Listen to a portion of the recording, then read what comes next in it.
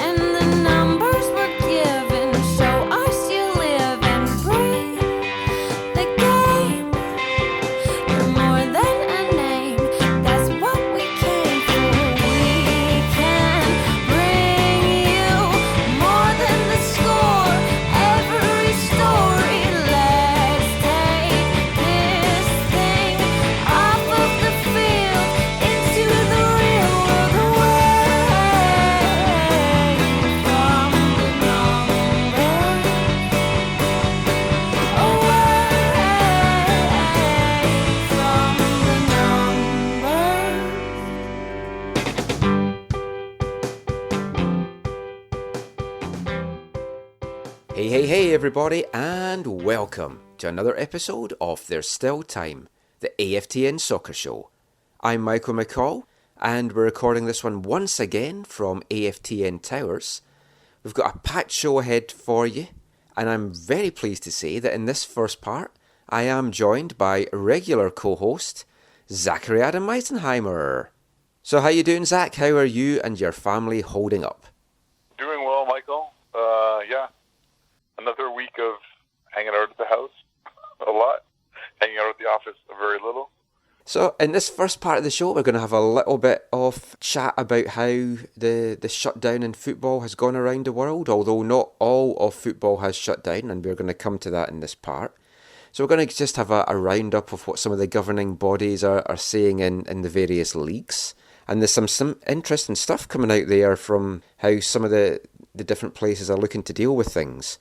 The governing bodies, like FIFA, they've been talking this week about extending players' contracts automatically, because a number of players' contracts in Europe, for example, are going to expire on June 30th. Now, I can't see this ending well, because surely there's going to be some players disgruntled at their clubs or got a big move lined up for the summer. There's going to be some players that's got a move to MLS lined up for the summers, and they're not going to want their contracts extended. They're not going to be happy. I can see this ending up in court, and could this be another Bosman situation? Yeah, I think Bosman's probably a bit of a strong comparison, but that was more long-term impactful in terms of the game of football than this will be. But True.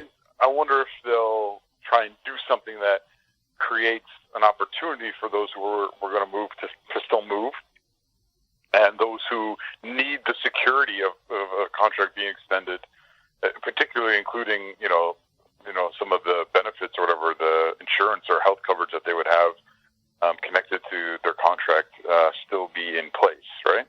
So maybe it can be a both and, where they can there's a way for players to have their contracts automatically renewed because of the situation, and maybe there's a way that they can allow contracts to end for those who it's more beneficial for them.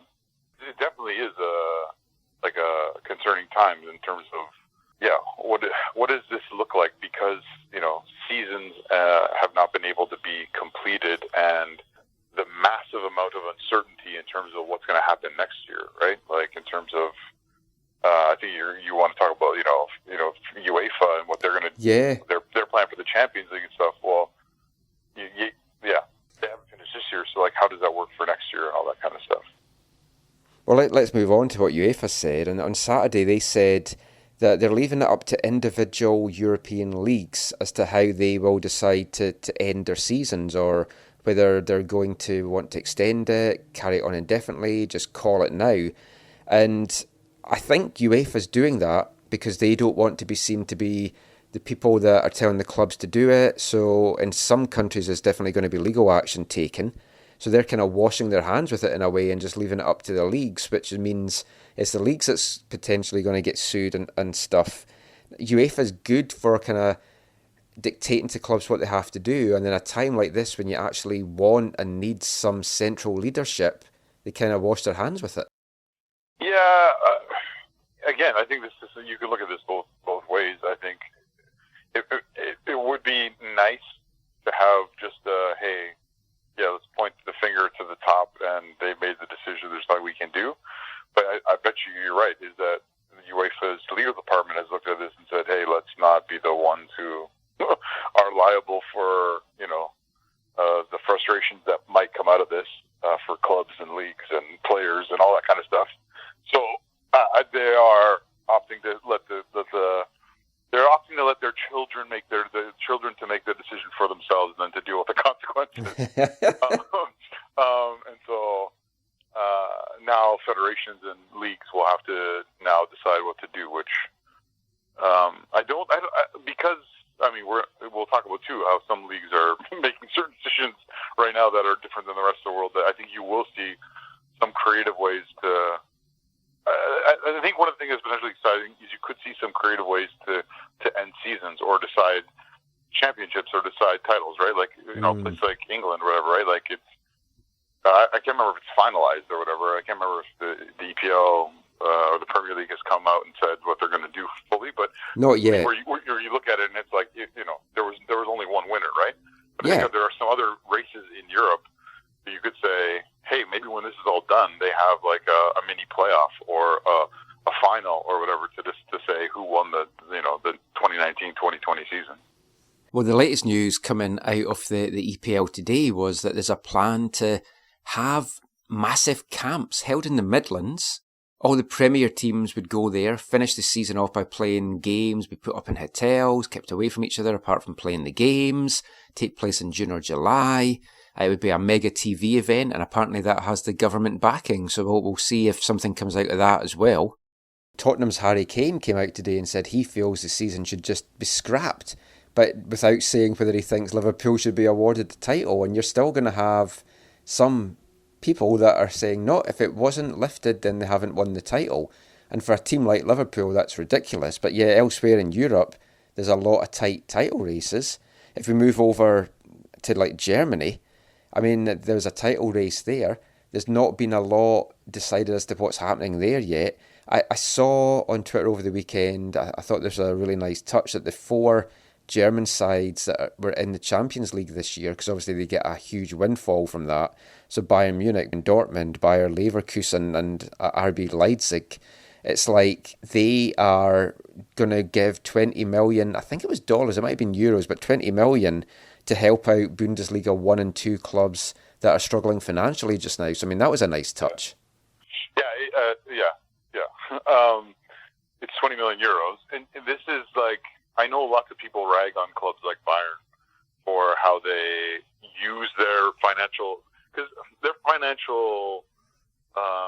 stability and situation is something that they created and developed themselves, right? Like they built it themselves, and then they leverage it. They use it in so many ways to maintain their sporting success, right? And to continue to maintain and grow their commercial success. And so a lot of people look down on them or don't like how they use what they created to stay at the top, right? It's one of the things. However, they are one of these clubs that has done a lot to try and help other teams when they're in tough situations.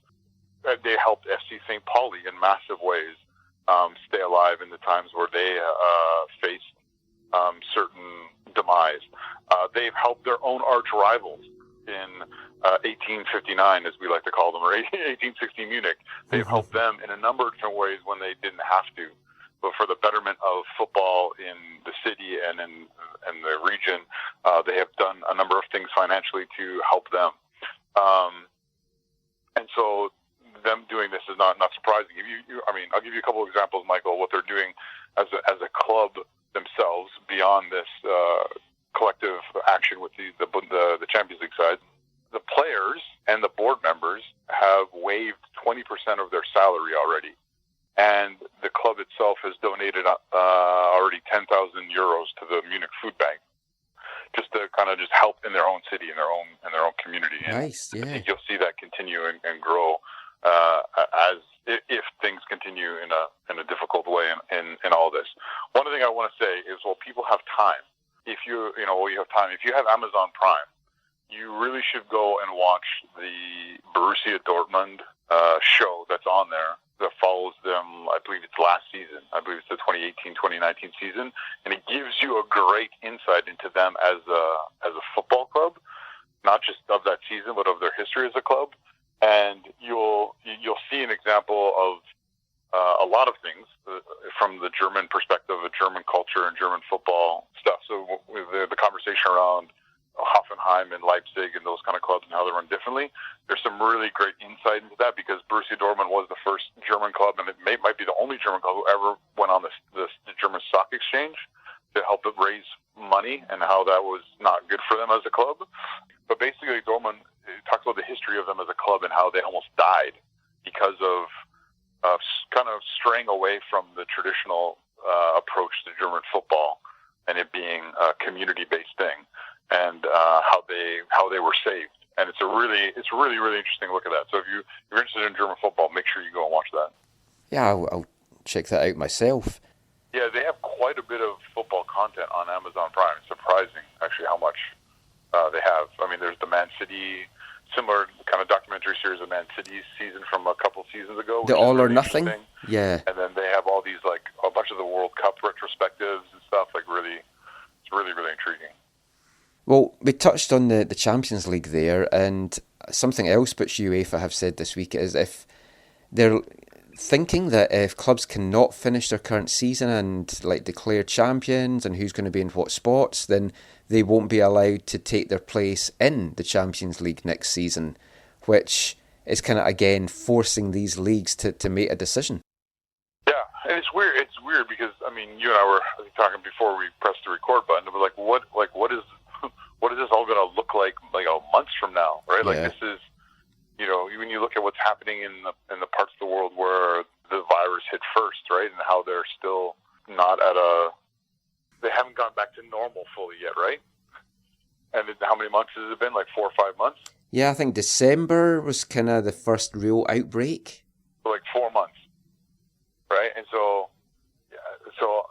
to think of, I mean, obviously these clubs they're football clubs, but they're also football businesses, and so they need to think about the long-term effects. But like, it's hard to see things getting back to normal for August, September, or even October. At this moment, anyways. That's just how it feels. Maybe that's just a feeling, not, it is, I guess, a long ways away. But well, I mean, the UK today, their health spokesman was talking about that it might be 6 months before the UK gets back to normal. So, I mean, if you're looking at that, you're looking at September, October time. That's crazy to think that this disruption, I mean, they're not saying it's necessarily a full lockdown, but actual normality, it might take that long. And of course, clubs will try, or governing bodies will try to find creative ways, both good and bad, to kind of deal with this. And I mean, I don't know if we're going to be looking at the potential of some top flight games being played behind closed doors, but there certainly does not seem to be an appetite from the players for this. No, you've seen that in other sports. Like we were also talking about basketball and how LeBron James is like, I'm not playing if there's no fans. If there's no fans, right? Which is not just a nice. He's not just trying to sound good to his fans. I think he really believes that. Like he really doesn't want to do that. It's not the same, right? Because the NBA this week were saying that they might look at putting players up in a hotel in Las Vegas. They also talked about the Bahamas, but I'm not sure how that would even work. But Las Vegas, get them in hotels, get them to play games in empty arenas, and it's obviously for the money. They're really not caring whether the season gets finished, I believe. It's like they just want to make sure that they've got their television deals, and some sport is going to take this as an opportunity to have a captive audience at home watching them. Yeah, you're right. It could happen that way. It's interesting to see how that's driving a lot of this, it seems. Yeah. Well, I mean, moving over to the UK, which is something that is certainly not recommended right now, especially with a shower of idiots as the UK government has in charge at the moment, shaking hands with victims and then coming down with the coronavirus himself. Great leadership. But he's just trying to get that whole herd immunity going, right? Yeah, all by himself. But the FA this week, they did make a decision with regards to non-league football and some women's football. And their decision was that they've cancelled all football from the leagues, from the National League down. So for those that aren't familiar with the UK setup, you've got your 4 leagues in the Football League. Then the National League is the top non-leagues league, and they can get promoted into the Football League. Then below that, there's National League North and South, which is kind of like the second division of non-league football. So none of those are affected. It's everything below the non-league. So it's things like the Isthmian League and the Northern League and way beyond that, which is leagues that I've always had a lot of interest in. This is who you were talking about last week, who you were surprised they hadn't shut down yet, right? Yeah. So, they were playing, but now it even goes beyond that. They've not just shut them down, they've cancelled the leagues, and they've said that the season does not exist. All results have been expunged, and clubs are coming out and saying, if this was the Football League or if this was big teams, you would not be making this decision. Which, yeah, I don't think you haven't seen that yet from those big leagues. But I don't know. Are you frustrated by that? Like, does it? I know it ultimately matters because they're a part of those. They're part of the pyramid, right? Yeah, I mean it's. This is pretty some extraordinary circumstances, an extraordinary time we're living in, right? Like some extraordinary measures are going to their decisions are going to have to be made about all this. Yeah, and I know you can't please everyone. It seems weird to do it to some and not all of the pyramid. And then you've got situations like, because you're saying the season doesn't exist. So then you've got a club like Jersey Bulls. Quick bit of background. Guernsey, the island of Guernsey, joined the Football League a couple of years ago. I think it was 2011. I've kind of followed them a little bit. I've got programmes, and it's fascinating to me because they play on an island. They have to play all their home FA Cup games on the mainland. They have to pay for every team that comes to visit them. So then the island of Jersey, they joined the Football League this season. This was their first season in it. Same rules applied to them. They had an outstanding season. They had won all 27 of their matches. They were 20 points clear of the division. And now that whole season's been wiped out. And then you've got other teams as well who have spent heavily, even in non-league football, because obviously you can climb through the ranks. So they've spent heavily on players and investment in their teams, only to be told, well, you're not getting promoted. Some of them had already achieved promotion or were very, very close. And now these teams are all threatening legal action. So there's never going to be an easy answer. This does not seem like the right answer, at least for now. Yeah, again, to me, it's extraordinary times, and some extraordinary measures decisions are going to have to be made that are definitely not going to make everyone happy. The other danger as well is the longer that this goes on, and we've talked about this in some previous shows, there's a lot of clubs in England in particular, some in Scotland, that are in a very perilous state. They are going to go out of business. They're already laying staff off. Some of them are paying players half their wages. Hearts in the Scottish Premier said to the players that they feel that they need to be on 50% wages, and the players were like, well, no, we have mortgages to pay. And Scottish Premier is not like English Premier where you've got crazy amount of money a week. Some of these guys aren't making big money. Half that, and they're in a lot of trouble. But teams are going to go bust. I think we're going to see it in Europe as well. You're going to see it in North America. There's going to be some at USL League 1 and League 2 level that will not continue. Oh, yeah. The further you go down from the big clubs, the more interesting it gets in terms of the long-term impacts of this. Because, how many... obviously, something like this, you care more about the human loss and all that kind of stuff. But from a business perspective, which then connects to the football business perspective, how many small businesses will this claim? Or how many small football clubs will this claim? And, I don't think... I think, like all industries, there's going to be some significant and some sad losses in terms of football clubs. In Scotland, they've already, and we talked on this in last week's show, the Highland League, the clubs all agreed, Brora Rangers, they're 13 points clear, there's 6 games left. They only needed to win, I think, 2 more games and they'd secured the title. So they were like, it's their title, that's fair. But there's a lot of clubs and promotion battles, like in East Fife's league, I joked last week that it kind of sucked because we lost our last game before this stopped, which took us out of the promotion places. So if there's league reconstruction now, we do not go up if they put a certain number of teams up and move things about. But they made a statement this week to say that, like, we've badgered the board at East Fife for years. You need to spend more money. You need to not be so stingy with your money. And now they're saying this kind of prudent financial approach that they've had for the last few years has actually left them in a good state. They're not desperate for money right now. They could still do with some money coming in, but they're not in dire straits. So then it's made me think, well, you know what? I'd rather still have my club around than a club that had spent big to try and get promoted this year, and then I don't have a club next year. Yeah, and that's part of the tension at a club at that level, right? Yeah. And I want to also give a big shout out to the East Fife players as well. Not that they'll be listening to this, but they, on their own bat, decided amongst themselves that they were going to call supporters that were over the age of 80, just to see how they were doing, touching on them, see if they needed anything, get them groceries or whatever, and just to say hi.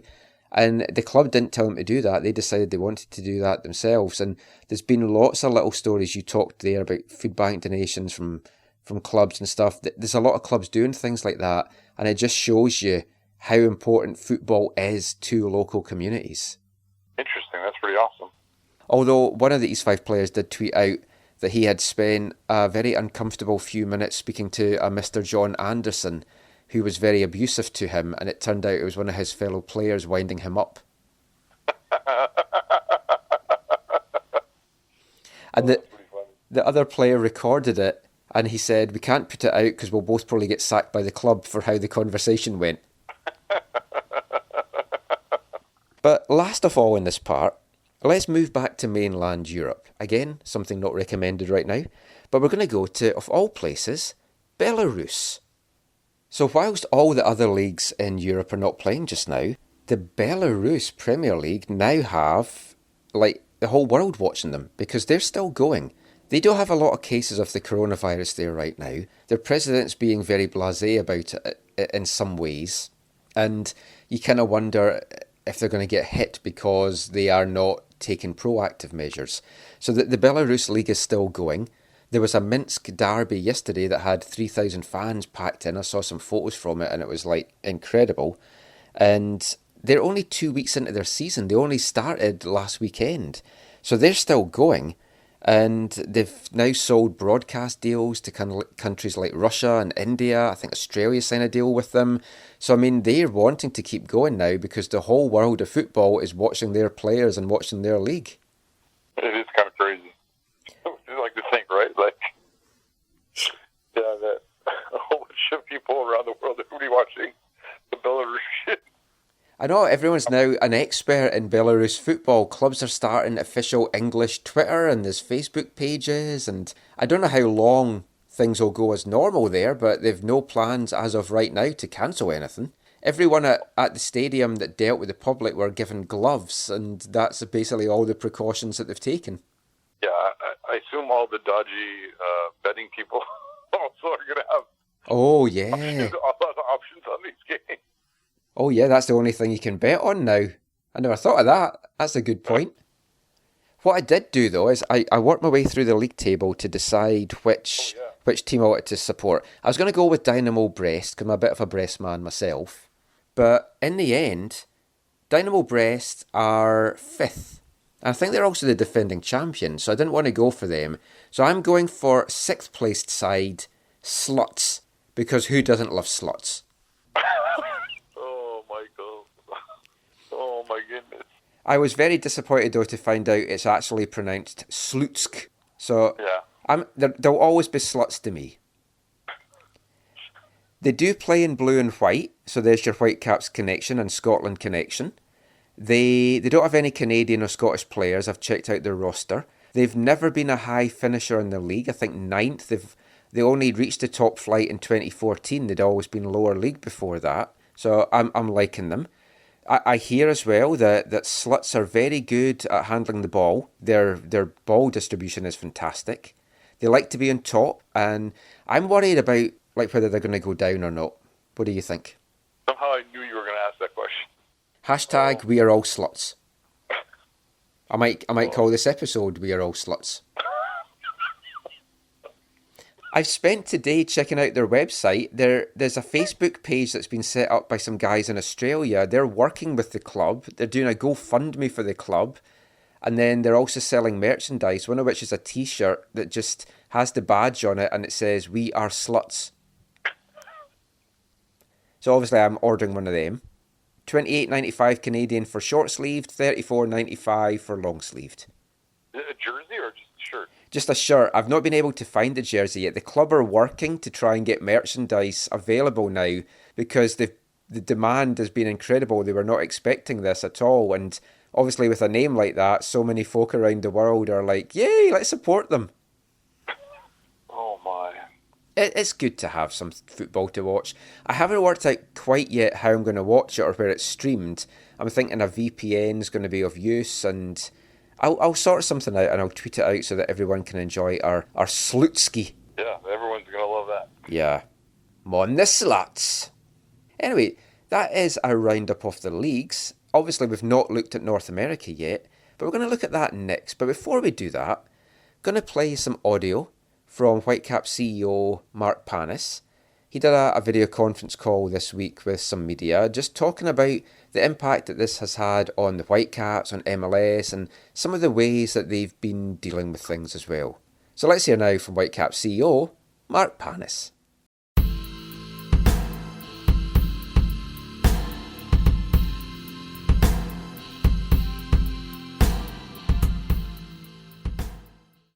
Marc, I was wondering if you can sort of give us a nuts and bolts explanation of how this is impacting MLS financially, since it's structured differently than most pro leagues around the world and in MLS, and how it has impacted the team's revenue stream. JJ, I can give you a real quick snapshot of the nuts and bolts effect we would have if I get into too much detail regarding league finances. The commissioner has been given plenary power to level $1 million fines USD against the team and the owners. So I can't go too deep. What I would say to you though is, and they're asking us to. There's so much scenario planning going on right now. They're asking everybody to kind of make sure we're tight in our communications internally and to not be too speculative. Because again, I go back to accuracy is so important, right? And so the league is very much trying to say, let's set policies, let's run our scenarios, and then when we have this kind of unified front and this agreement, we can communicate that. So in the future, we'll be able to share much more with you. What I say today is that obviously when you're not playing games, when you're not broadcasting games, when you're not selling tickets, when you're not selling F&B, it's very, very difficult financially, right? We've made the decision, certainly today, everyone is still fully employed at the club, and you know it's a big goal of ours to protect our staff as much as possible in this really difficult and unprecedented period. So, you know, on one hand, we say we have a big structural set of costs, and on the other hand, we don't have the normal set of revenue. And it's not just like that for us, right? I'm sure it's like that for many, many businesses. In Vancouver, in BC, in Canada, within sports and within a whole host of other industries. Just as a follow-up there, Marc, I read a report today that said Real Salt Lake had actually laid off a large chunk of their staff, and other teams in other leagues have talked about furloughing staff or reducing wages for players and staff. Are either of those a concern or a possibility for the Whitecaps?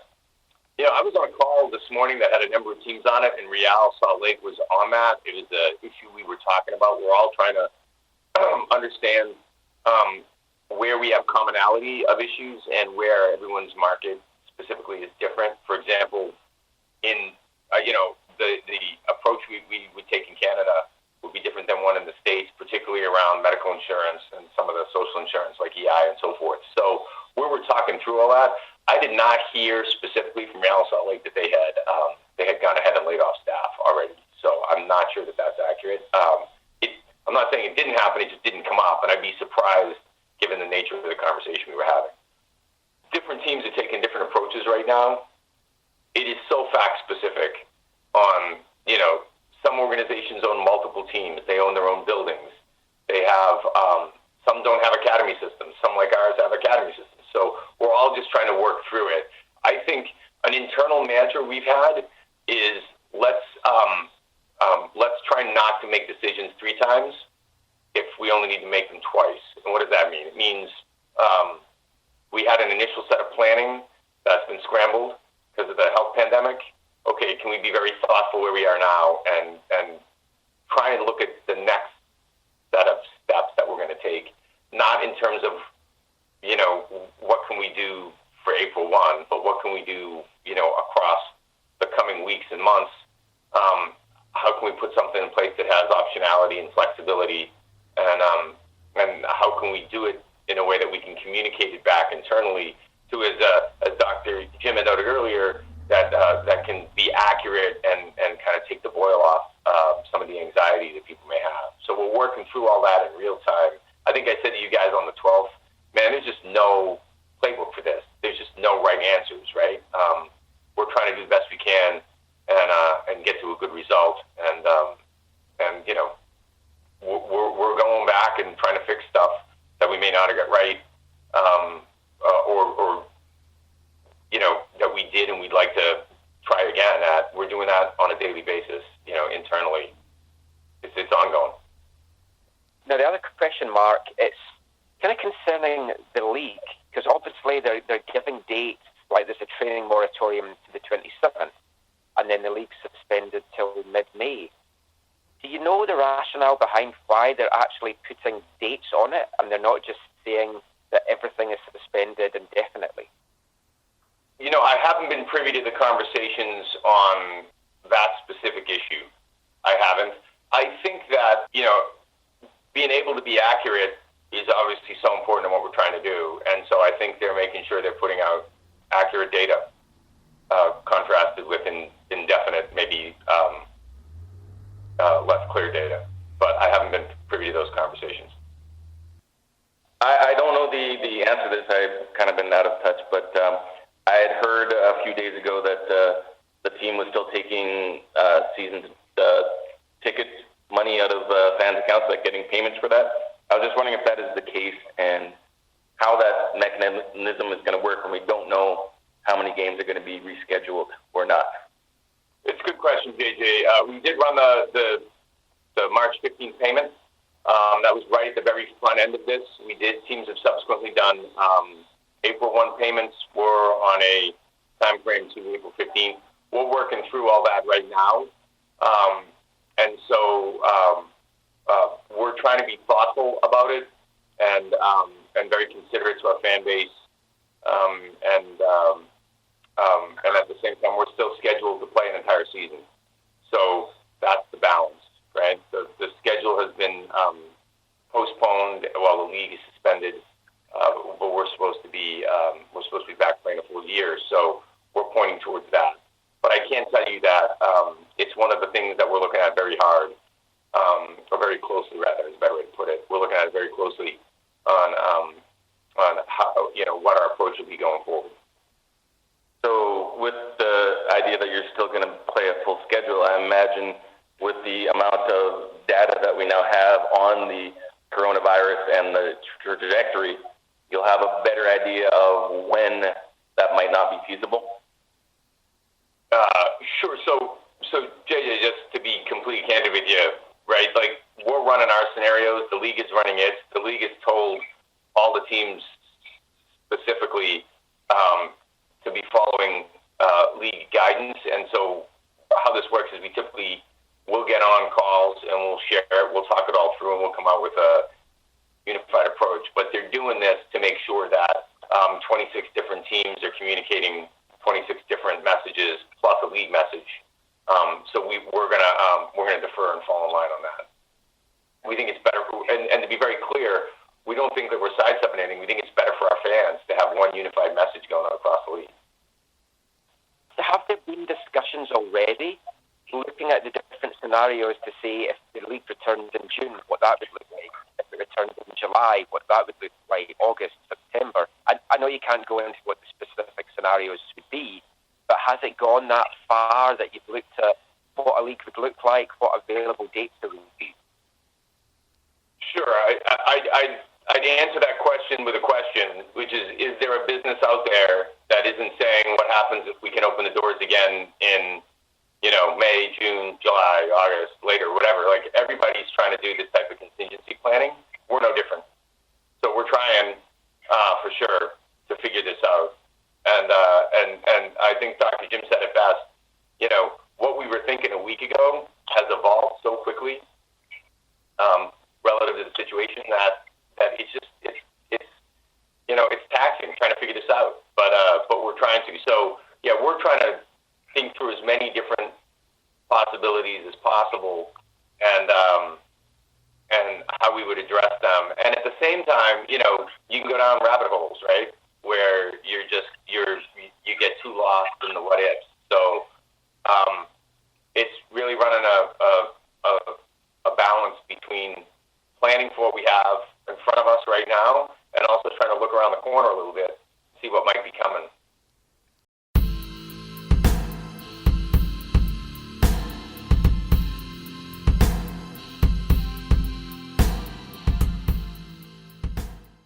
Whitecaps CEO Marc there, talking about how the current shutdowns affected Whitecaps, MLS, and some of the ways that they are dealing with that.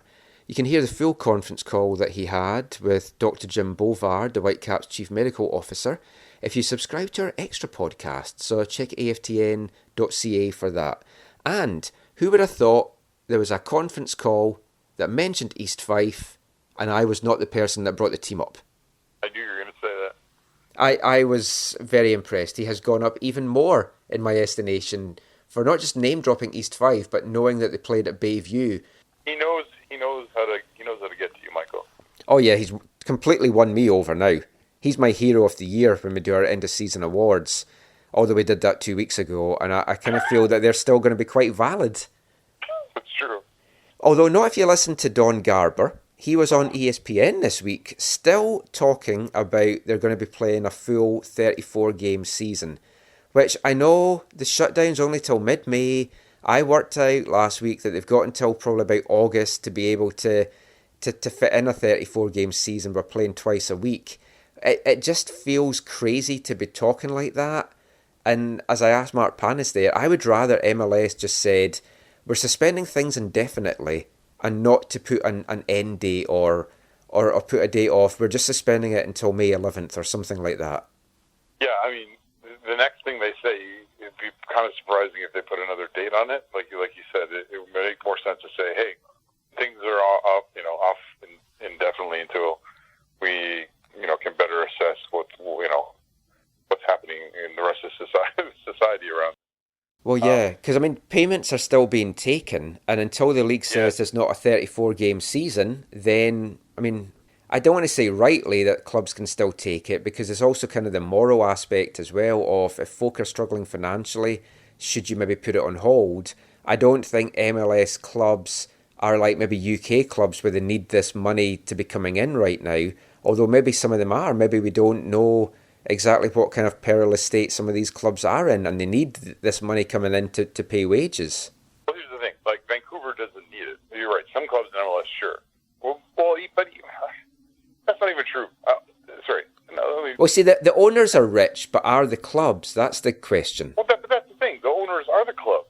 Like, this is the whole, to me, this is very similar to the whole, MLS versus some argument, right? You could say MLS is poor, but some has all the money. Yeah. Right? But so when these owners are brought in, the MLS, on purpose, wanted owners with deep pockets so that they could go through, difficult times in a footballing perspective, more, not because of some crisis like this, but just in general, right?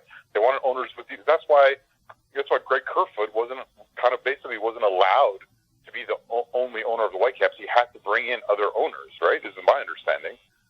That's why he had to bring in Mallet. He had to bring in Nash. He had to bring in the other guy because they wanted ownership groups with deep pockets that were going to stay in the communities and to be able to survive if the club did poorly for a while or whatever.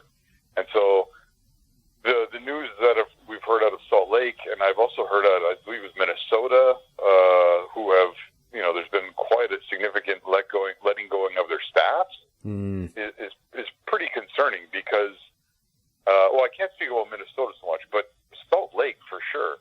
My understanding there, the guy is quite wealthy, the owner of Salt, or the primary person in Salt Lake is quite wealthy. Having talked to people in our organization in the past, this was one of the owners who said, hey, we should, to solve the charter flight thing, he said, hey, we should all buy our own, every team should buy their own plane and just fly their teams around. And then he said, okay, if people aren't rich enough or don't want to spend that way, let's buy regional planes.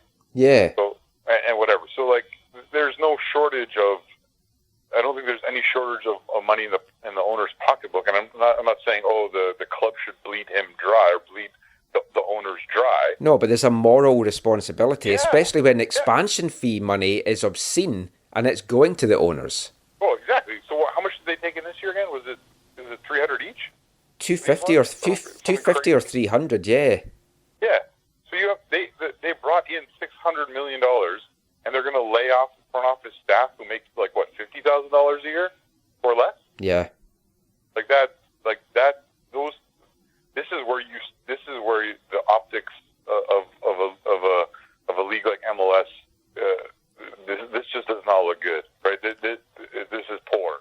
Well, I mean, I tweeted out this week just in general that after all this is over, people will remember what businesses and what business people acted honourably and what ones didn't, and that will be remembered for a long time.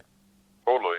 Now, Pennis, I know you talked about it there, but he didn't say anything about what they're doing down at Water Street, right? No, I mean, as of right now, everyone, as far as I know, they've not lost jobs, they've not paid people off. The longer this goes on, I mean, it could happen. And in some cases, folk might a lot depends on what stimulus packages different governments are putting in. Like, for example, in the States, it could realistically be that they could lay the staff off and the government's going to pay all their wages. Yeah, that's true. So if that's the case, then maybe I'm wrong about Salt Lake. Yeah. But then, again, you're then saying, I'll just let the government pay it instead of me, whereas you've actually hired them. So again, there's a whole kind of moral thing there of, should you let the government, just because the government is saying we'll pay wages for people that have been properly let off, that's not an excuse just to lay off your staff, because someone else can then pay their wages. And this is another time where Marc Panis will have an opportunity to differentiate himself from the previous regime, the Water Street, because their attitude in the past was, hey, we're the Whitecaps, you're lucky you get to work for us. We're a sports team, people want to work here, and so you're lucky to work here. In the past, my understanding from people who work there is they would pay you less because there was this privilege to work for the Whitecaps, to work in the sports industry. Well, that's how I work at AFTN with you guys. That's true. So I've stopped your chain of thought. Under his leadership, Panis has the opportunity to show that they care about their workers, and their care for their workers goes beyond simply the dollars and cents. I do want to say, though, I think the Whitecaps have actually been fantastic in how they've handled this just now. Everything they've done that we've seen, it's been good. I mean, their daily updates that they do, once, sometimes twice a day, it's they don't have to do that. No one's making them do that. It's the videos that they're doing to keep folk entertained, their social media games being on point. They've been looking after fans well. There's been phone calls made.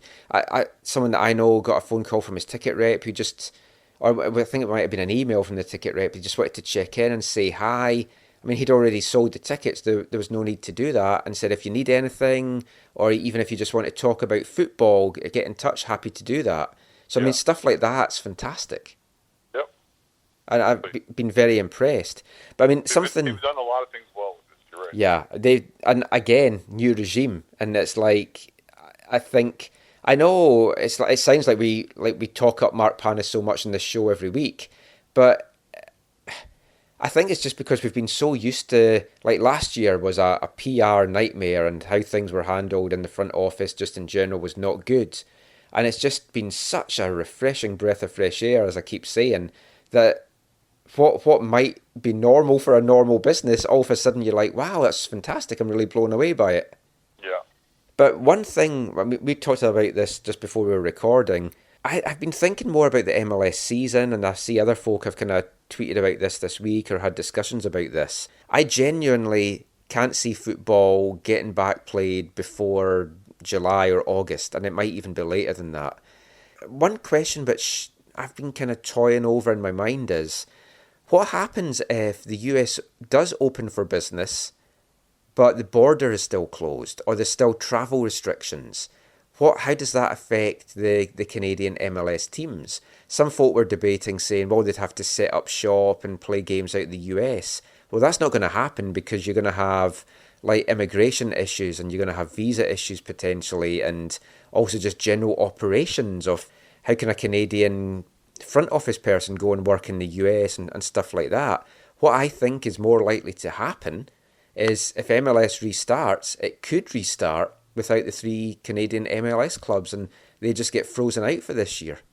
Yeah, I've seen some talk about that too, and like, yeah, what do they do, or is it maybe temporary play CPL, or players? I don't think CPL would want them, but I think possibly loaning your Canadian players at least, or distributing them amongst the 8 Canadian teams would be the thing for me that would make the most sense.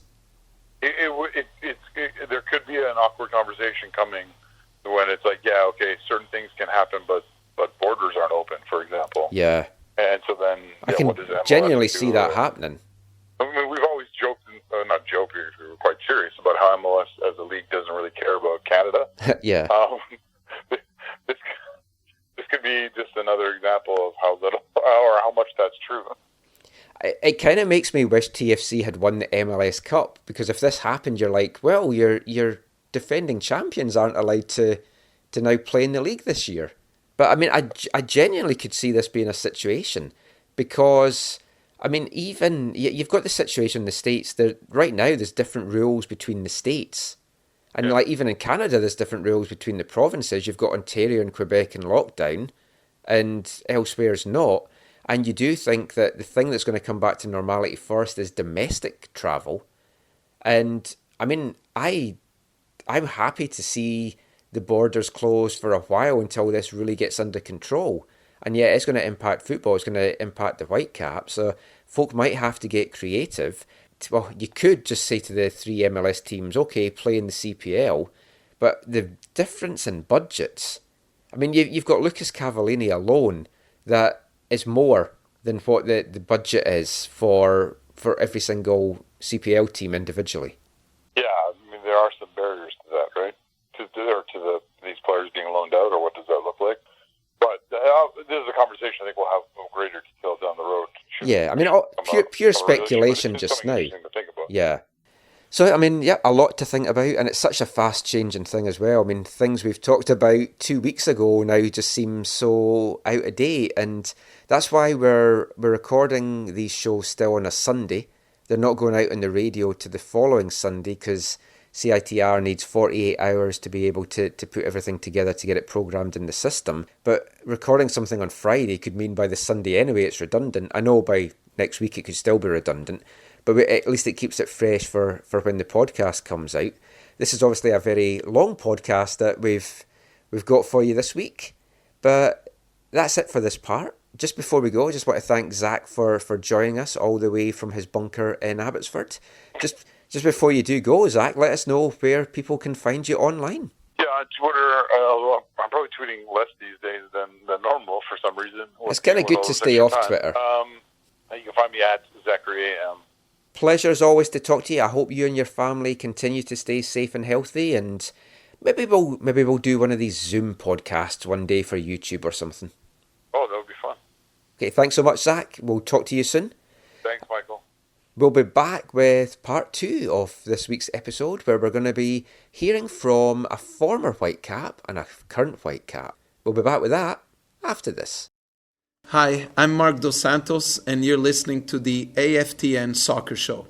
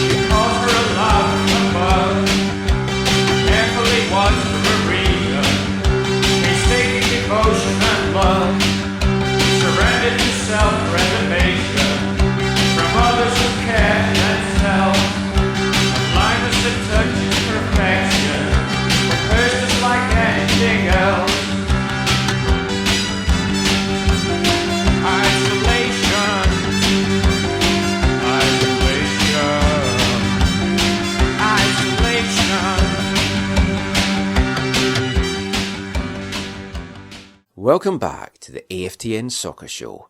That was Joy Division with Isolation from their seminal 1980 album, Closer.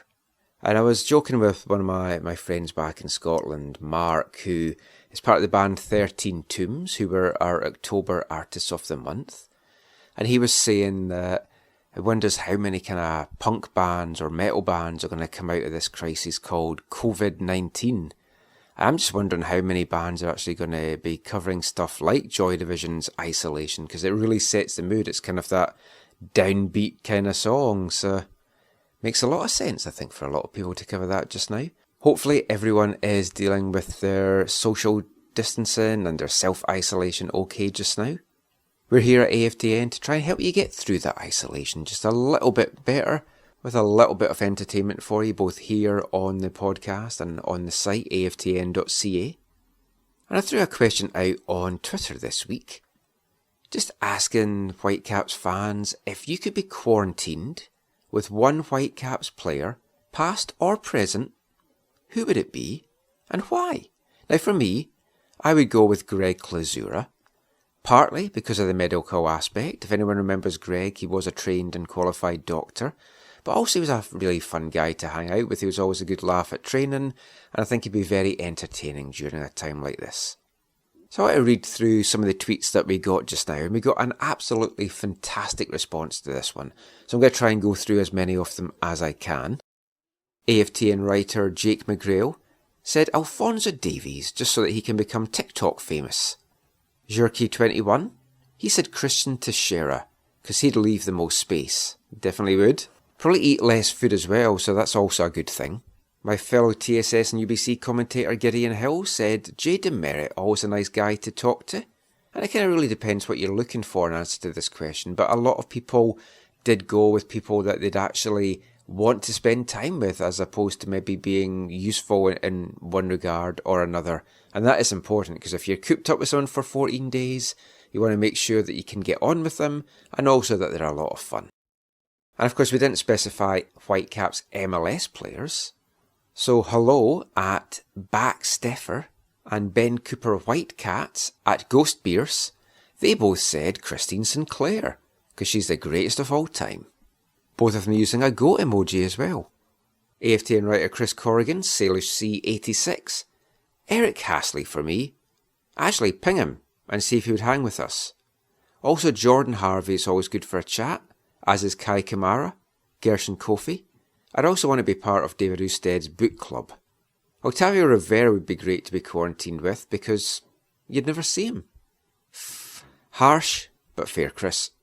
Oz Sweeney said Eric Hasley or Tim Parker and Woody. That's Tim Parker's lovely dog.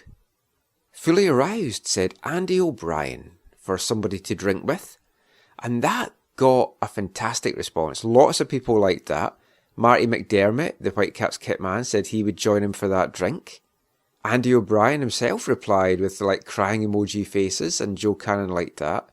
And then I got chatting with Andy, and I mentioned it had been a long time since we caught up for a chat, so we're going to get Andy on the show next week, hopefully, as well, and we'll just kind of catch up with him and have a nice chat with him about time with the Whitecaps and his career and what he's been doing since. So everyone that did like that, you can hang with Andy O'Brien next week. Brian, at Suarez YVR, he said Nigel Rio Coker. Open a bottle of rum and no one leaves until it is finished. But I'm not walking him home. I tell you what, that would get really messy that night, I think, Nigel Rio Coker and a bottle of rum. Phil McCracken said Kenny Miller. He must have some great Celtic and Rangers stories. Angus Walker said, has to be Pamadou Ka, as long as he brings his hoverboard, because that would be great fun entertainment for you. Joe Deasy, AFTN writer and preview podcast host, he just said Ali Adnan, best player. Imagine if you annoyed him though, how angry he'd get, and you're in a small space then to deal with that. Her journalist said Jay Demerit, because he'd have the best booze. The Villager, he wants a drink of another kind, so he picked Freddie Montero. He'd enjoy sharing a cup of his Santo coffee while listening to stories throughout his broad career. Also sharing a similar view in faith and religion, I think it would be interesting to listen and learn from his own walk with faith. Caleb Wilkins said Joaquin Ardiez, for obvious reasons. I take that mostly as protection, because I don't think you'd want to mess with him. If anyone tried to break in to get your toilet paper or hand sanitizer, I think he'd take care of them. Tyler Green said Johnny Leathers, John Thorrington or Jay Nolly. Chris Dale said that was a good call from Tyler, and I always enjoyed chatting with Jay Nolly, and he was always such a nice guy to chat to, and it was great to catch up with him again a couple of years ago at the celebrity alumni game that they had at BC Place. Patrick Hyde said Jordan Harvey and his family. Rod Hodkinson said Johnny Leathers, because if that virus takes a run at me, he'll break his leg. Scarfs Up YVR, he said Joe Cannon. I feel that guys like that's got some stories to tell. Also, so many questions about that red card. Hoping I haven't missed anyone out there. But while we're on the subject of tweets, I just want to read this last one from a guy that we mentioned there, Rod Hodkinson, who sent a wonderful tweet out saying, "When we get a return to football in Vancouver, I will be donating my Whitecaps FC season tickets to the incredible healthcare workers and community frontline heroes. I ask you to join me. Let's pick a game and fill BC Place with those who work so tirelessly for all of us." Beautiful sentiments, Rob, and if you want to take part in that, get in touch with the club. Let's get that going. I just think that's a beautiful thing to try and do. So there weren't actually many current Whitecaps players mentioned in that list. Ali Adnan, of course, best player, he was in there. Freddie Montero got a mention as well. I'm trying to think of what current players I wouldn't mind being quarantined with. Max Crepeau I always enjoy talking to, so I mean that would be a good one. Andy Rose as well is another guy that's always a good person to chat with. And for me, that's an important part. You want to have somebody that you can just sit down and chew the fat with for hours on end. And it is obviously going to be hard for all the players just now to be sort of quarantined, to be isolated, as we chatted a little bit about in the first part of the show and heard from Marc Panis and Dr. Jim Bovard. It's like the club have introduced a number of things to try and keep the club connected, keep the players connected. They've got their own social WhatsApp group, so I mean they're keeping in touch with each other. But it is a tough time, especially for maybe some of the young guys that are just new to the city, like Ranko and Bikel and Owusu, and you're going to have guys that's on their own with no family around them. One guy that is not the case for is Whitecap striker Lucas Cavallini. Thankfully his wife and 3 children are with him just now. Of course, having 3 children running around at this time is both a blessing and a curse. Nice to have your family around you, but I'm pretty sure that's driving him crazy just now, especially since his oldest child is only kindergarten age. But I got a chance to catch up with Lucas this week just to see how he's finding the whole lockdown, how him and his family are coping in the current crisis, and to chat a little bit about football as well. So let's hear now from El Tank. It's Lucas Cavallini.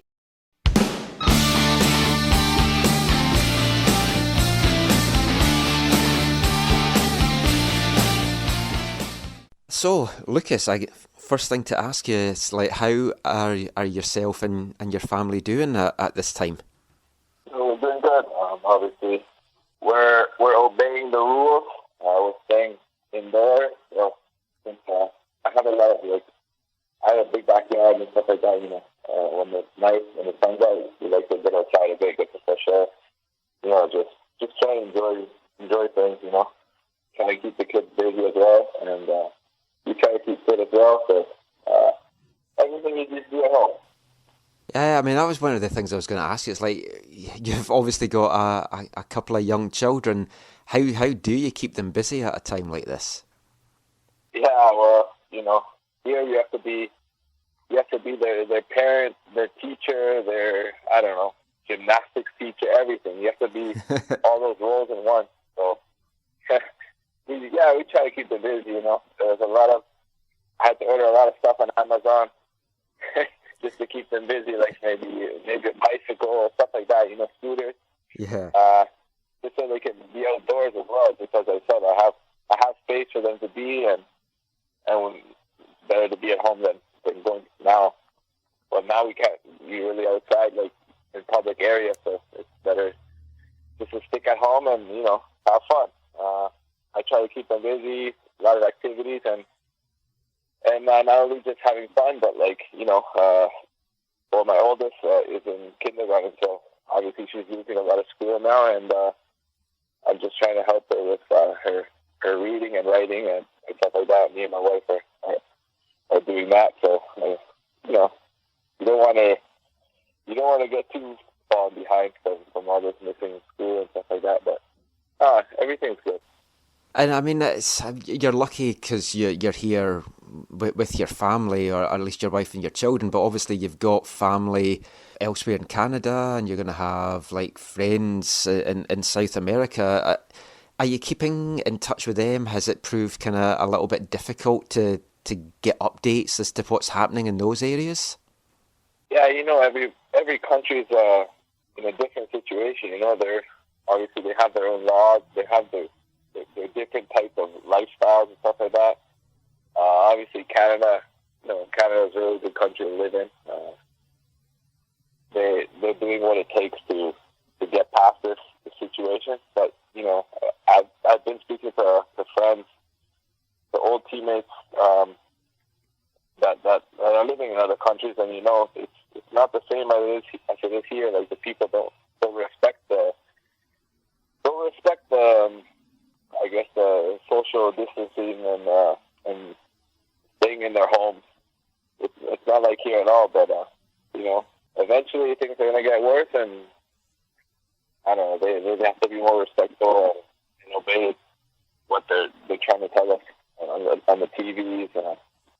Here, it hasn't got better either, but by staying indoors and respecting what they told us to do, I think eventually things will start to get better. But I can't tell when or how long. But you just gotta respect things. Yeah, and I mean, the thing I guess as well for you is, I mean, South America and like Uruguay, it's been your home for so long, and you haven't been in Canada since you were 16. Is it weird kind of being back here and like so early as to moving back, because you still, I guess, got to get used to like the healthcare system here compared to Uruguay and all that kind of stuff? Has it been a little bit of an adjustment for you? Oh, obviously, coming here, it's better. Those types of situations, obviously, the health system in Canada is way better than anywhere else where I lived at. I'm not saying that there were bad health cares.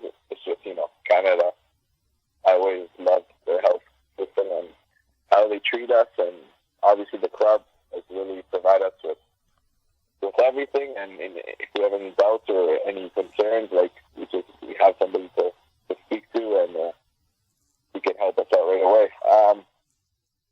But yeah, no, I'm happy to be here. Canada is Canada, and obviously that's why we're a first world country. Yeah, and I mean, as a footballer, you're a social bunch. It's a social game. You're used to being around teammates all the time and training with them during the day, and then travelling with them to games and stuff like that.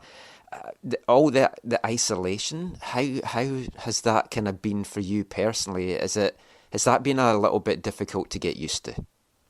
No, not at all. It's a good group. I'm happy with the group we have here in Vancouver. Obviously, I knew a lot of guys before I came here, so and a lot of Spanish community. It's a big Spanish community in the Whitecaps as well. So yeah. Those boys try to get together. And so, I'm used to that. I'm used to that kind of culture as well. So it's easy. It's easy for me to adapt here. And no, nothing changed at all. I mean, we're playing football. We're doing what we love, and nothing has to change at all. And the club, I was on a conference call yesterday with Marc, and he was explaining everything that the club's doing just now. There's lots of Zoom video conferences, and you're getting your kind of strength and conditioning workouts by video, and you're having club calls, and Marc's checking in on the players on a regular basis as well. Has that really helped, having all this, just so you've still got the contact with all these guys? Yeah, the club has really behaved well with us. Like, they're providing us with what we need in order to surpass this situation. And obviously, not a lot of guys The majority of the guys don't have enough equipment here, equipment in their houses and stuff like that, and being able to train properly. But the club has been able to provide us with those resources. Things are going to start to get better for us. We're going to be able to be able to train better and maybe try to surpass this situation even better.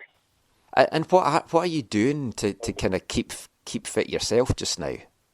I have a lot of equipment here in the house. Not only I like to train, but my wife as well is a fit freak. So we got a lot. We invested in a lot of fitness equipment. So obviously we have more arrivals this week. So I try to make a personal home gym in the house. So I have no problems with that. Oh, that's fantastic. And then have you been keeping in touch with the teammates a lot? Is there kind of like lots of group chats and stuff like that? Yeah, of course. Everybody, we're a team, so everybody has to be on the same page. Obviously, they're giving us workouts and stuff like that. Sometimes we have group chats or like chats with the trainer just to see where we're at, how we're training and stuff like that, and how they can help us, But yeah, everything's been good so far. In situations like these, everybody needs to be on the same page. As I said, we're a team, and we all need to be together on this. And it's such a unique situation. No one was obviously expecting anything like this to happen. But turning attention to the season so far, the team, the performance down in LA, I think it had so many people excited for what might lie ahead for this team. Obviously frustrated now that you've got this big break, but at the same time, it's going to give the club a chance to maybe get some of the players that weren't fully fit up to speed or guys that were injured back from injury. So the feeling must be that whenever MLS does return, the team's actually going to be in a really strong position to challenge now this year. I mean, the last game we played is there's something positive for us. We're going into this break right now, like with our heads up, and that we have guys coming back from injury. You know that you have the time to be able to improve on things that you lacked or you needed this season, or starting at the start of the season. So it's a good time, to get a refresh and just start to improve on things you need. For you yourself, how have you felt that you've adjusted to MLS? How has your own season, do you think, gone so far? I know it's only 2 games, but I mean, how have you felt comfortable playing in the league? No, it's just started. I can't really say nothing yet. Obviously, from this happening now, it kind of sucks. Especially the last game. The last game was really positive. Not only for me, but for the team as well. I thought that it was the type of team we were from preseason. We showed that this year, the Whitecaps are no joke. So obviously, the first game of the season was not a really good game. It wasn't something. It wasn't us in general. I don't know. Maybe it was just new team. Everybody was just nervous, anxious. I don't know. All those mixed feelings together. But we managed to surpass that and step into our second game, which is not an easy game at all. Going to Los Angeles, playing the Galaxy. They have their own party for their superstar. And we were able to cope with that, and we gave a positive result. And I was happy. I was happy at the end of the game, even though I had a chance to score an easy goal. But what you gonna do? At the end of the day, it's the team that matters more. Yeah, I wasn't going to mention the penalty miss, and it's like, I guess it's like you've got all these weeks now to play that over in your head. But just last thing, just looking at Canada, obviously the games were called off that was meant to be in Victoria, which might make, obviously no one really knows what's going to happen right now, but it does look like the Hex might not be within grasping distance. So Canada's now going to have a very, very tough job to make it to the next World Cup. But is that a kind of challenge as well that you're really looking forward to, like going and maybe trying to do it the hard way? We're just willing to do what it takes in order to make the World Cup. You know, if we have to go through hell, we'll go through hell. You know what I mean? Obviously, they didn't put us in a comfortable situation right now. Eventually, things will settle, and we'll be able to manage whatever they bring to us. That's brilliant. Thanks so much, Lucas, and yeah, hopefully see you on the pitch soon. Yeah, hopefully. We'll see. Hopefully everything goes well.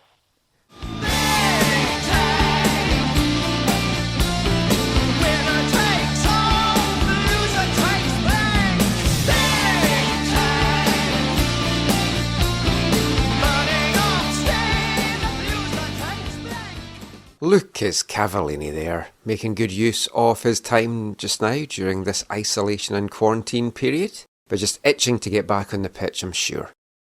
And I wrote an article which was on MLS Soccer and also the Whitecaps website coming out of that interview. And I think it comes across very much just how glad he is to be in Canada at this time. Paying tribute to the healthcare work in the healthcare system here, which is fantastic. And I've got to say, I've been here since 2007, and there have been times where I maybe don't feel that Canada is my home, or I don't feel that settled in Vancouver. I've never really been able to put my finger on exactly why, because I've got a great life here, I've got some good friends, there's the football community, and everything is wonderful, but there's always been a part of me that has just never felt like this is my home. And I've always kind of been in two minds whether I want to spend the rest of my days here or go back to Scotland. And then the more I've gone back to Scotland in recent years, I've kind of thought to myself, I don't know, Scotland doesn't really feel like home for me anymore either. So I don't know that I would go over there.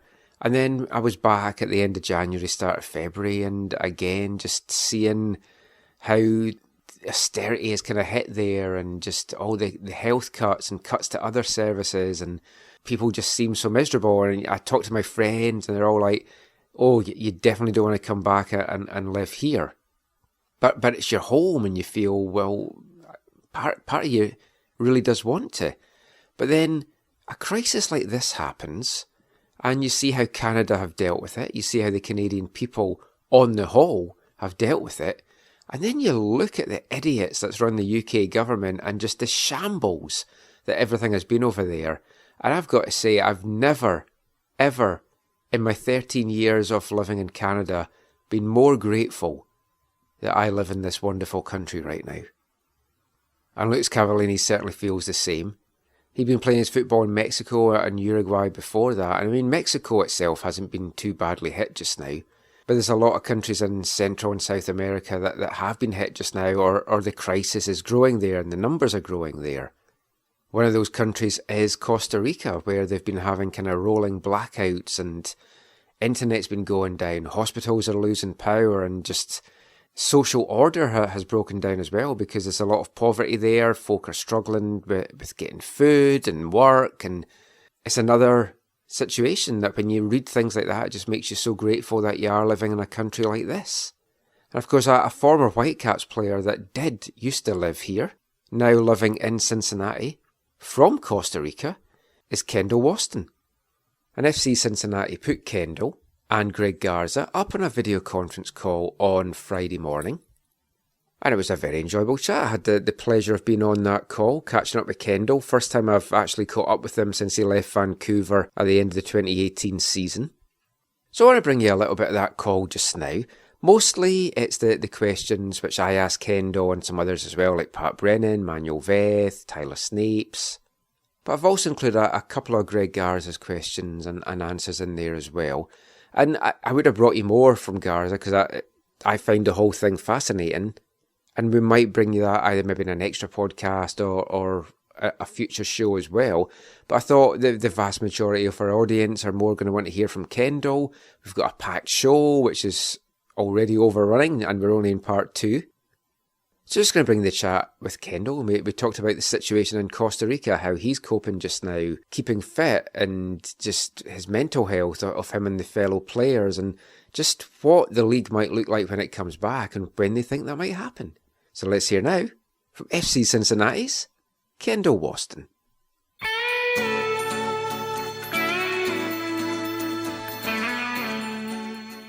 When we spoke to Gary Walker earlier this week, one of the things that he mentioned, one of the challenges that the whole team, as well as the performance staff, is facing right now is that it's just really hard, if not impossible, to mimic certain things such as soccer-specific movements and the intensity of even a drill and training, let alone a match environment.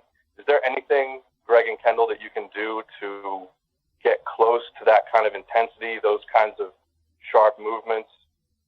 To be honest, it is never going to be the same because we are not having the possibilities to be on the field, with the ball and sprinting and making different type of movements that we usually do on the field.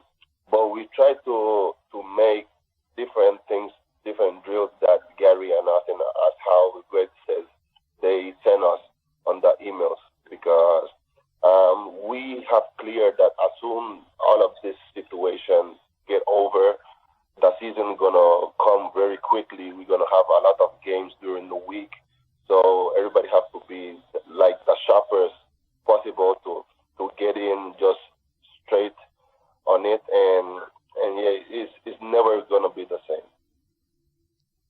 Hi there, Kendall. Greetings from Vancouver. It's a long time no speak, but wanted to first of all really ask you about what the situation is like back in Costa Rica. Having a look, the country doesn't seem too badly affected by it just now, but I know there's been some blackouts and rolling blackouts in some areas of Central America. How easy has it been for you to keep in touch with people back home? Hello, my friend. Well, in Costa Rica, the thing is not easy right now because, well, every day I keep in touch with my family and obviously with my wife's family as well. And we have a lot of friends.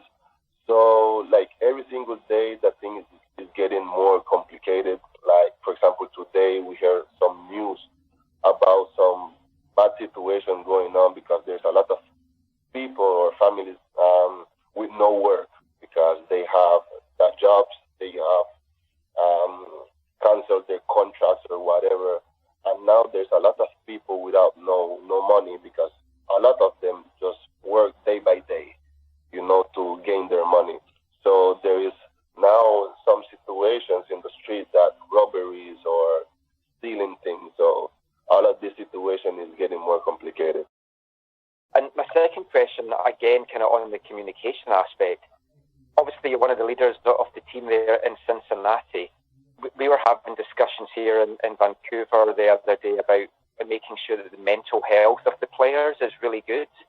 Mm-hmm. What have the kind of senior players been doing to make sure that some of the young guys are handling this situation okay? Well, the youngest guys, they know they can count with us, and any issue that we can help them to go through, we're going to help them for sure. That is no doubt.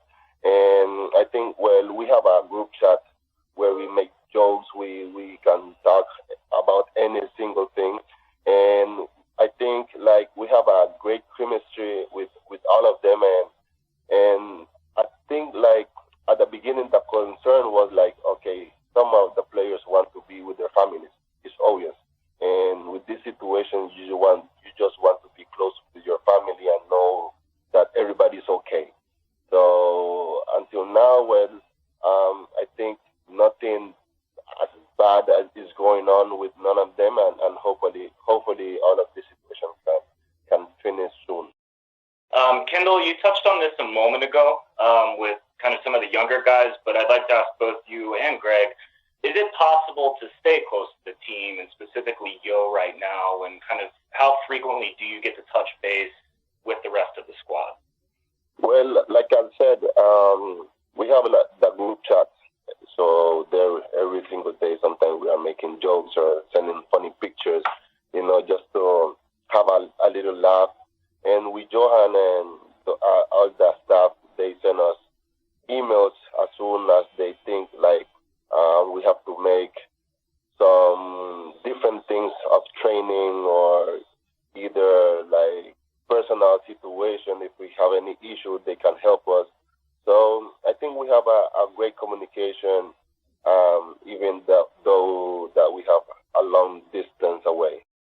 You're saying when are things going to come back? At what point do you guys think things back? And do you believe there is still going to be a full season when things do come back? And this is a question for both of you. Who goes? I got it first, Greg. Well, I think obviously, like, this is depending what the league gonna decide at the end, But what I assume is that as soon we get back to competition, everything gonna be as fast as possible. I don't think we're gonna have one game per week, like Sunday to Sunday. We're gonna have at least minimum 2 games during the week. So everybody, as how Greg says, everybody have to be as sharp as possible to get in as competition and try to don't get injured to finish well the season, because now everything is gonna be so fast. Greg. Yeah, no, I'll touch base on that. Yeah, I think for us right now, it's a week to week thing. Of getting messages from the PA, the Players Association, of just every week is a new bunch of information for all of us, and we're just trying to cope with it as best we can. You don't want to be stuck in limbo to where you're thinking, okay, every week this is going to be the week. You just kind of have to be very patient with it. Right now, I think as we have all been, and just kind of once that call is there for us to be back in training, and for when the season is to start again, then hopefully all of us will be ready. I'm not sure. I don't think any of us know when that time frame will be. I was chatting with Marc Santos here in Vancouver yesterday, and we were talking about what the pre-season might look like for the guys once things do get back to normal. He thinks that the league might mandate that it's going to be at least 3 weeks pre-season, and then obviously trying to sort things out after that. But as players, how long do you think you would physically need to get at your peak once the league does start to get back to playing? Well, I think with 2 weeks would be great. I don't want more preseason, my friend. With 2 weeks, I think it's awesome. If we were playing in Mexico, I think we'd had 2 weeks all year because of the 2 seasons. So, I mean, some off seasons in Mexico, you have 5 days before you start the preseason again, and you have a week before the season starts. So, I think the least amount of time possible, but just enough for us to at least, like you said, reach our peak. Hate to ask now that we've gotten so far away from it, but back to the group chat. You guys said that you like to laugh and send funny pictures, and I guess, is there anybody in particular who is the clear-cut runaway making you guys laugh the hardest right now? I think Greg is laughing because he knows that I'm going to say it's Nick. Obviously it's Nick. Nick is that guy that is always putting jokes and funny things on the chat, but we're having a great time. I think Nick is probably the class clown, and I think the most made fun of is probably Andrew Gutman, for sure. Oh, yes. Some bully. Poor fella, yes. Poor fella on that group chat. I'm sad. I'm a bit worried if that guy is living by himself right now. Baby, if you've ever wondered whatever became of me, I'm living on the air in Cincinnati, WKRP. Kendall Waston there, and it was great to catch up with the big man again. Wish him and his family all the very best in Cincinnati. Hope they stay safe, well and healthy, and also to all his family and friends that are down in Costa Rica as well.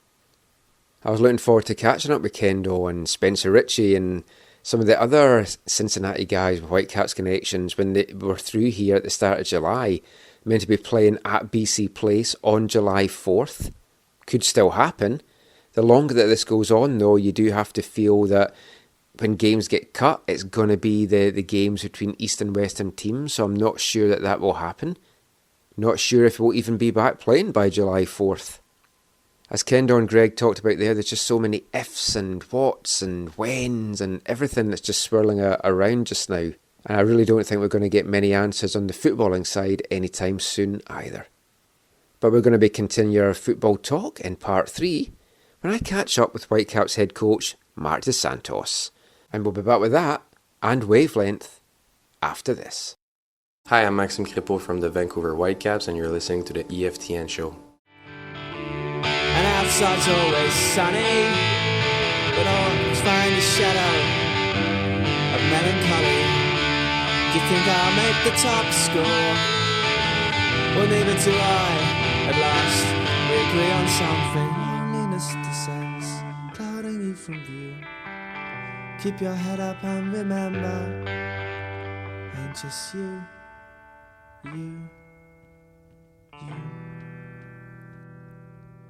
Oh no.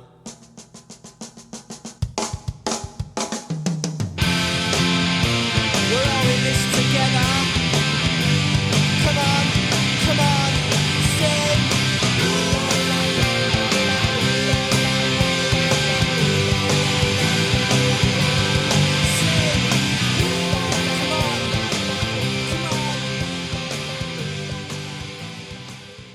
Welcome back. That was These Animal Men, an English indie, I was going to say Britpop band from 1994. They kind of were officially part of the new wave of new wave. Loved this band. They had a few albums out, had quite a big kind of musical progression over the course of their short career as well, kind of experimenting a little bit with kind of electronic guitar stuff by the end of it. But their early days, their early albums was very guitar driven. It was fantastic stuff. That was a song from their This Is the Sound of Youth CD single, the third track on that single called Hooligans Progress. And one of the things I've been doing in this free time that we have just now is I've decided to kind of sort through all my CD singles that I've got, because I've been a big musical collector over the years. I've got like thousands of vinyl stuff and CDs as well. And I've got a huge collection of CD singles that I brought over from Scotland with me when I moved over. And on the whole, most of them have basically just sat in some boxes and some cupboards and just in some racks since I got over. So I thought, you know what? Let's do this Marie Kondo stuff, sort through it, see what gives me joy, see what I want to keep, get rid of some of them. Got a couple of takers for the stuff I want to get rid of, and it's going to go to a good home, so that's good to know. It's been tough though, because I'm going through it, and although I haven't listened to them for years, I'm like, oh, I want to keep that. Oh, this is a good one, I love this one. So I've been working my way through them and playing them. For some weird reason, I've started backwards, so I started from Z going up to A, so I've got quite a few These Animal singles from over the years, and the good thing about it is there's been some great songs on it, not even just the A-sides, but some of the B-sides as well, that I'm thinking, oh, I've got to play these in some future shows, and some of them, the lyrics actually proved to be very, very apt, and that one there from These Animal Men is certainly one of those, because we are all in this together. I was drawn to it initially, of course, because it was called Hooligans Progress, not actually a song about football hooligans, just the lead singer of the band was called Hooligan. That was his nickname. But I thought it's also very fitting as well, because sadly, this is the last week of Football Violence Awareness Month here on AFTN. Don't worry, it'll be back soon. We could keep it going if you want. I've got enough songs to last me quite a few months into this. But we'll save those for a future time, future years. But we've got one song to go this month, and we're going back again to 1996, the album I've talked about in the last couple of shows. Trouble on the Terraces, 16 football anthems, released in 1996, on vinyl only. It came out 2 years later on CD with a couple of extra tracks, and then titled 18 Classic Football Anthems. But the song I'm going to play for you tonight is by a band called The Warriors, And it was the last track on the original vinyl album. So it's the 8th track on side B. This is Warriors Come Out to Play.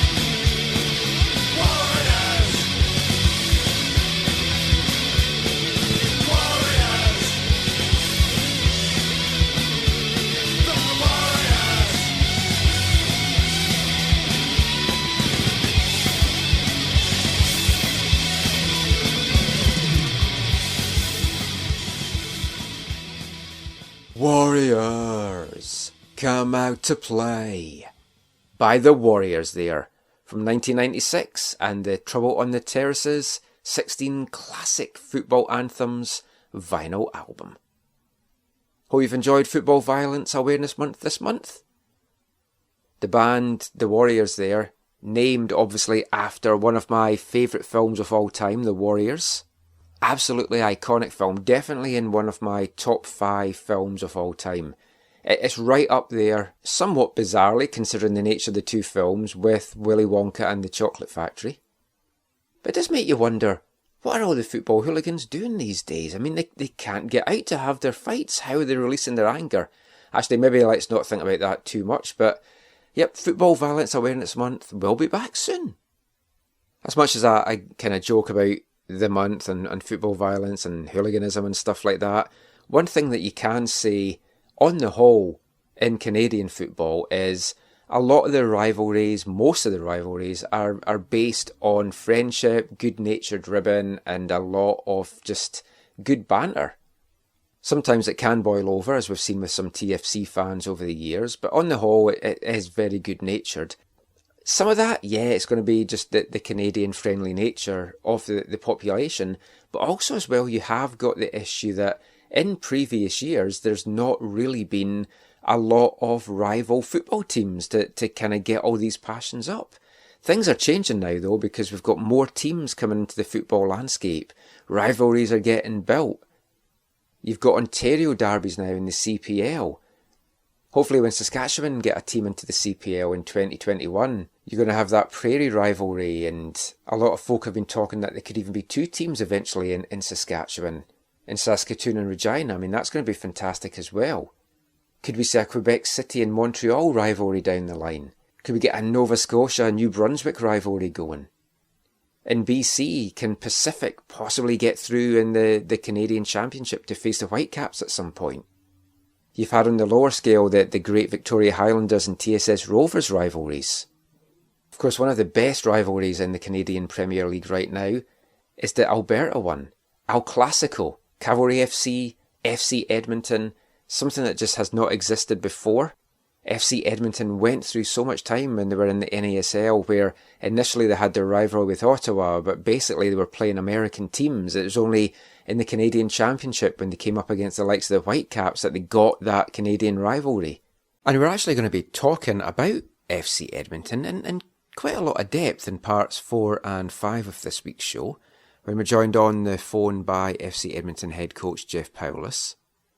Now, back in the day, when the Eddies were in the old NASL, most of their games were against American teams, with their only Canadian rivalry at one point before they actually pulled out of the NASL to join the USL was with the Ottawa Fury. And one of the head coaches of the Fury during that time was Vancouver Whitecaps' very own Marc Santos. Now, I had a great chat with Marc this week, which we're going to bring you part of this week and part of in next week's show. Just looking at a whole host of things, really.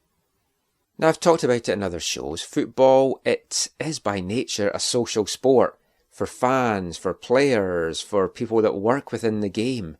Journalists, media, I mean, we're used to going and meeting our fellow journalists at training, having a good chin wag and speaking to the players, and I mean, all that is suddenly taken away from you. When you're a footballer, you've got your set routine. You get up in the morning, eat whatever you want to eat, go to the training facility, get your plan for the day, get on the pitch, do your workout, your swim, your weights, whatever, get your physio, eat a little bit more, go back, see your family. It's a standard routine, and humans are just used to having routine, and often when routine is taken from your life, that is when things kind of get difficult. And I think that is something that, not just in football circles, but in general, that is what a lot of people are perhaps struggling a little bit with just now, because they just don't have the routine that they have been used to having. And when you're a football manager as well, again, you have those set routines. Whitecaps head coach Marc Santos is no different. He's a guy, I was going to say much like myself, but obviously to a much greater scale, whose life revolves around football. It revolves around the game. Whether he is preparing for the game that's coming up, whether he's scouting players, whether he's analysing games. From previous chats that I've had with Marc, his life revolves around football. He watches, as he told us before, a couple of games a day. I don't know how many games in a week. I can't remember how many games it was that he said he watched. So all of a sudden, that is taken away from you. So what do? So what is a day in the life of a football manager like in a time like this? Well, that was one of the things I got a chance to chat with Marc about this week. So we looked at that. We also looked at the Whitecaps season so far, what might lie in store for the future, and just how this break is actually quite beneficial to the Whitecaps. Let's hear now from MDS.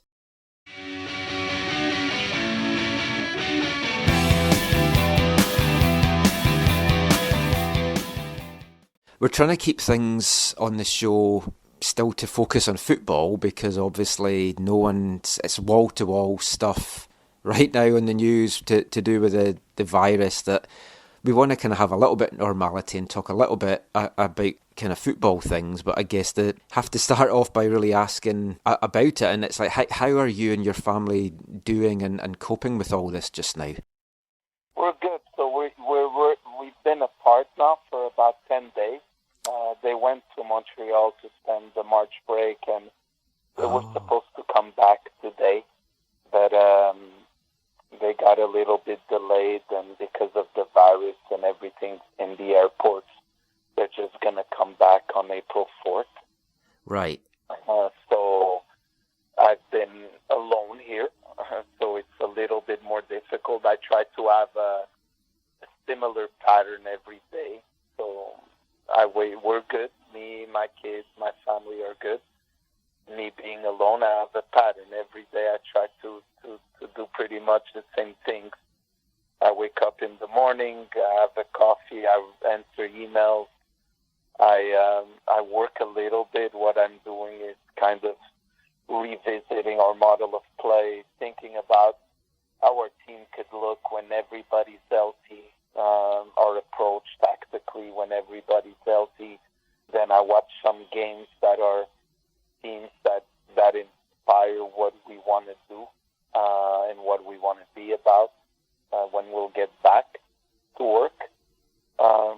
Then at the late in the afternoon, I go for a workout, and at night I try to learn how to cook because I'm alone, and I make a few calls to people that help me become a better cook, and next day is the same day, and I go on like that. We've been in touch with the players a lot, and that's how we've been doing. Yeah, that's fantastic. I was having a discussion with my wife actually last night about it would be good if everyone kind of came out of this a little bit in a better position than they went into it, as in learning skills and like putting this time to good use. And it certainly sounds like you're looking to do that.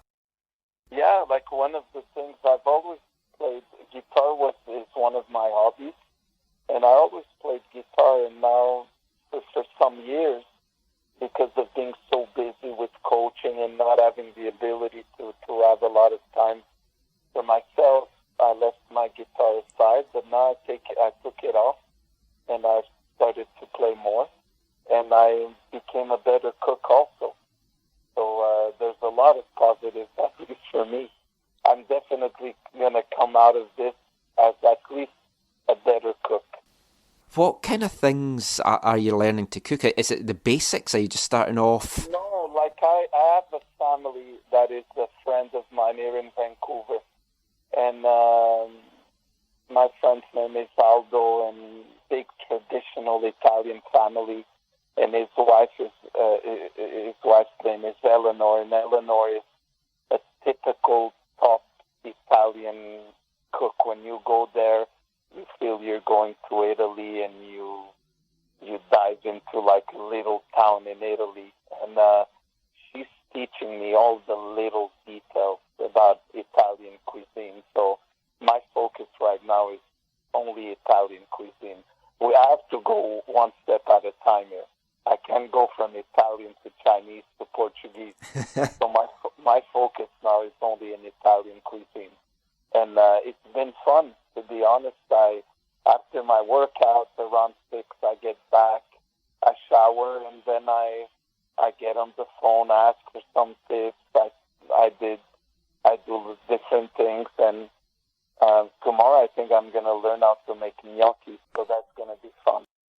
That's fantastic. Yeah, you're kind of inspiring me to kind of do more. Like all I cook myself is like Indian food, because it's just such a big. I love Indian food, though. I love Indian food, but it's another level now. It's not. Yeah. First, I have to become a pro Italian, but it's really fun, and we have time, so it's not an excuse, right? Yeah. Then after eating, I've been watching all the shows I didn't have the chance to watch. Like I've watched All or Nothing, The Man City. Now I started to watch the Borussia Dortmund documentary. There's the France at the World Cup I want to watch. The one All or Nothing of Brazil also. So I'm going gonna be busy in a weird way, but I'm gonna have to do. Yeah, it's good. I mean, I've been trying to keep busy as well, and it's made me a little bit more creative with stuff that we're doing on our site and on the show. And I was on a conference call with Marc the other day, and he mentioned that yourself and Axel, you're making it a point as well to make sure that you're speaking to the players on a daily basis, just to make sure, like mentally, that they're coping with this okay. And I guess at a time like this, because there's so many young guys, some guys are away from their family, just making sure that you've got that contact is very important. Yeah, so what I try to do right now is at least every 3 days, I call the players. You know, we don't need to talk with them every day because they have a program and they talk with John Pauly, our fitness coach, and they ask for some clips or games from the analysts. We try to upload some different games on a program that's called the Huddle, where all the players have access, and some games that we feel are related to what we want to be about, and we send it to the players so they can watch them.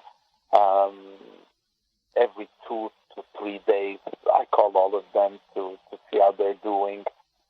They know they could call me at any time, me or Axel, if they need anything. It's really a moment right now that we have to stop and be especially extremely patient with all the situations. Yeah, absolutely. And I mean, I know it's hard to think about football right now as in getting some kind of normality back, but I mean, looking at this break, it does come across that it's in a lot of ways a silver lining for the Whitecaps, because when it does return, you're then at a level playing field with the other teams, in that you're going to have all your players here, you're going to have all your players hopefully fit and healthy, and it's going to actually put the club on a better footing than you maybe were to start the season. Yeah, that's 100% sure. And we analyzed a lot our game against the LA Galaxy, but there's so much we could take from that game, because when we're going to move back and play again, we're going to have all the players healthy and ready to go at the same level. So it could change little things in the lineup, or little dynamic that we think we could do and better. Then we also know that everything's going to start a new preseason pretty much at the same time. But a lot of doubts remain. Doubts of when are we going to start again? When the next game going to be? Against who is the next game? So for us to be analyzing a lot of video from opponents or from what we did previously, there's so much we could do, because there's a lot of question marks still at the moment. Yeah, I mean, that is one of the big things. I mean, touching on like pre-season, obviously no one knows how soon this is going to get back. We know it's at least May. Hard to see anything really coming back, I think, personally, that soon. So you could be looking at June, July, maybe even later. But whenever it does get back, how long would you feel that the club or the players would need for another pre-season? 2 weeks longer? I think, unfortunately, every team, I think they're going to be given between 3 and 4 weeks.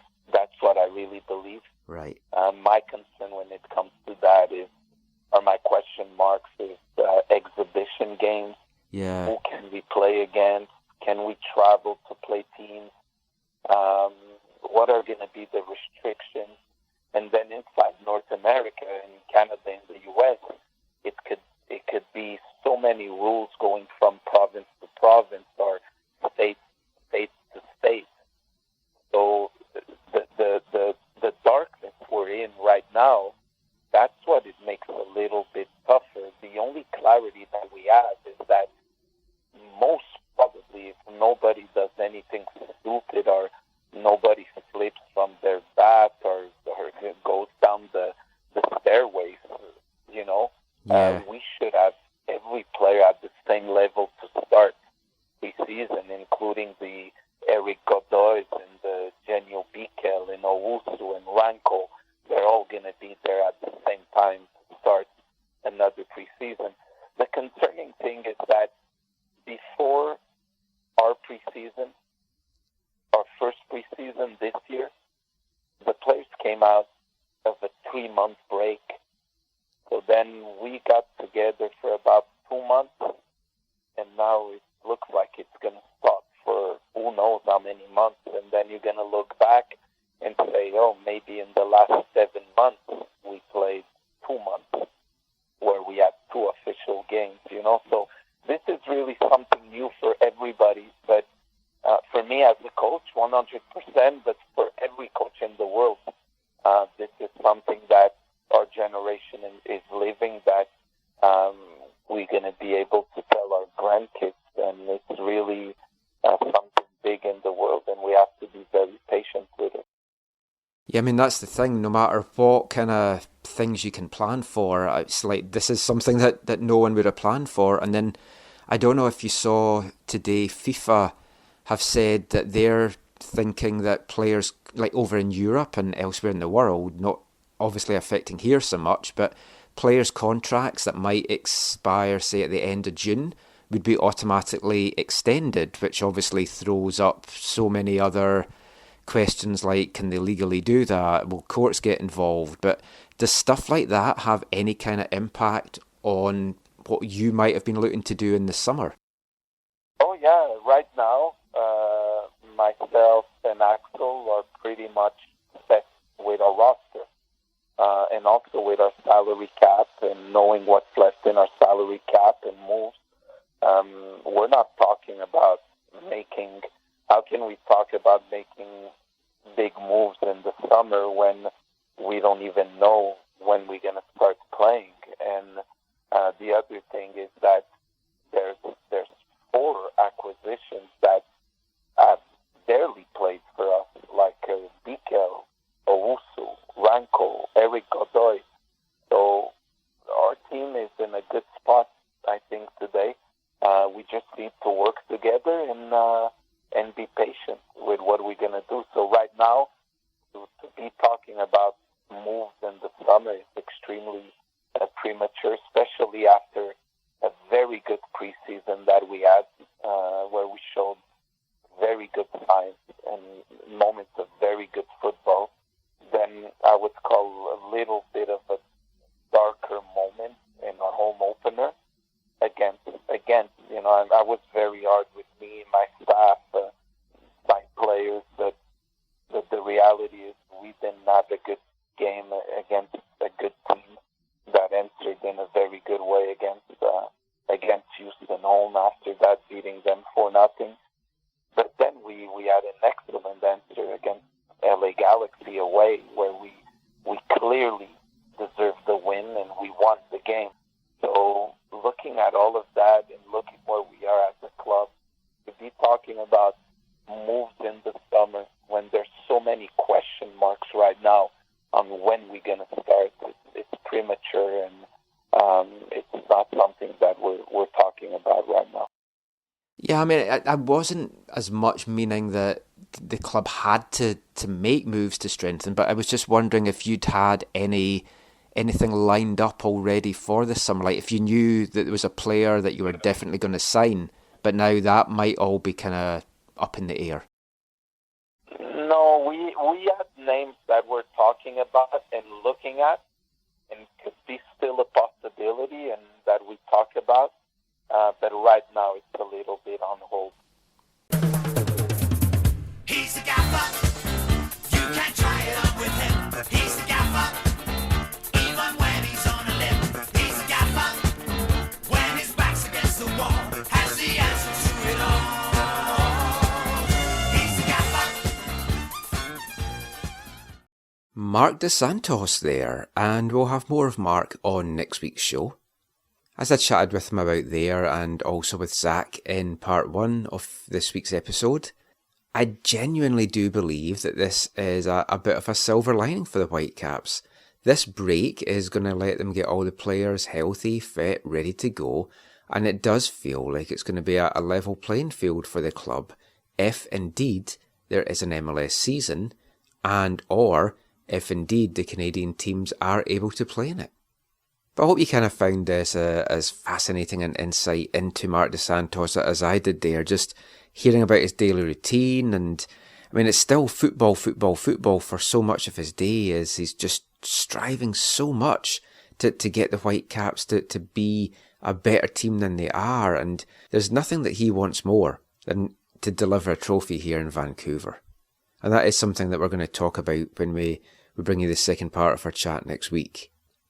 And there may be some alarm bells ringing when you hear him mentioning, and Axel Schuster previously, that the Whitecaps aren't maybe looking to make any big splashes in this upcoming transfer window, if there is indeed an upcoming transfer window, and possibly maybe even the next one as well, that they're kind of happy with the squad that they've got.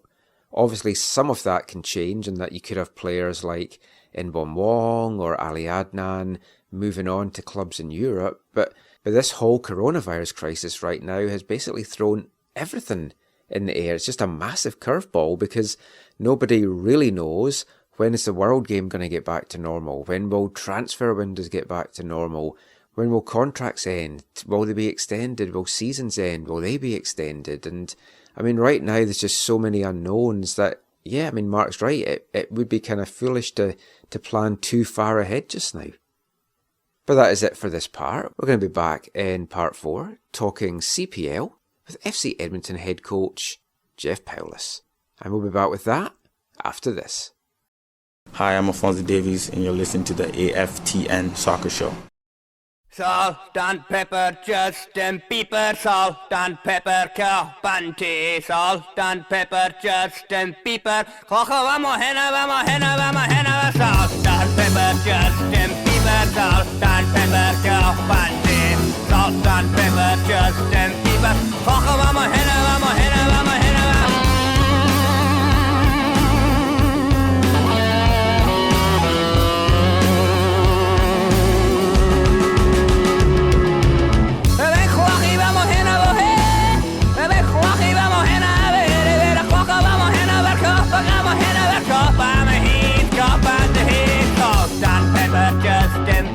Salt and pepper, Carpante. Salt and pepper, Justin Bieber. Cojo, vamos, henna, vamos, henna, vamos, henna.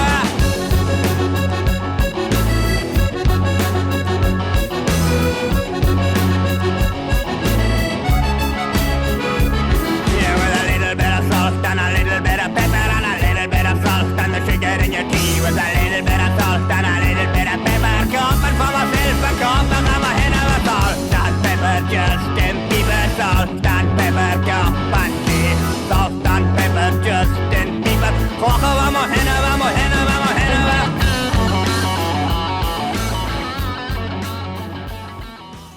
A little bit of salt and a little bit of pepper and a little bit of garlic there from our Artists of the Month, Pete and Diesel, from the Western Isles in Scotland. That sadly was their last song as Artists of the Month in residency here at the AFTN Soccer Show.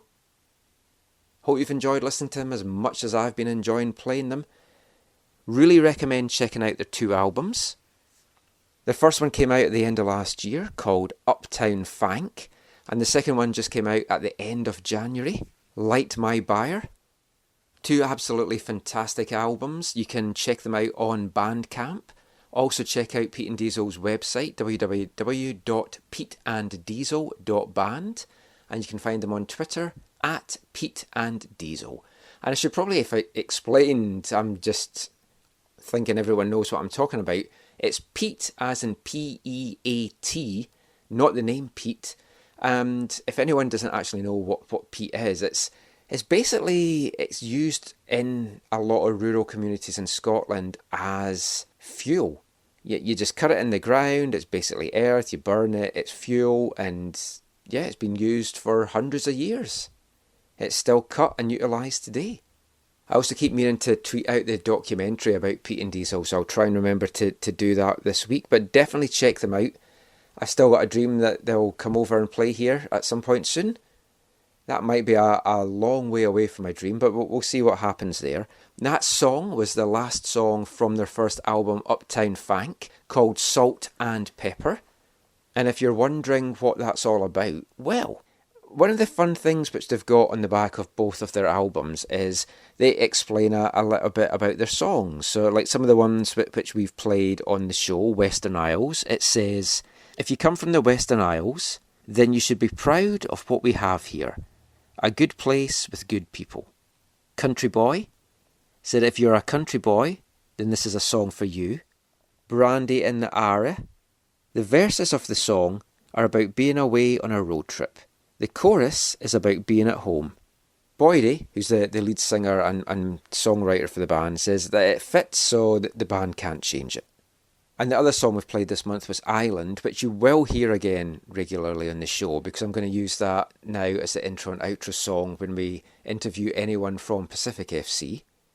The blurb on the back of the album for that says, he's seen plenty of the land from the sea throughout his fishing days, because Boydie used to be a fisherman, still does go out a little bit. So Boydie wanted to write something to make all these islanders feel part of something special.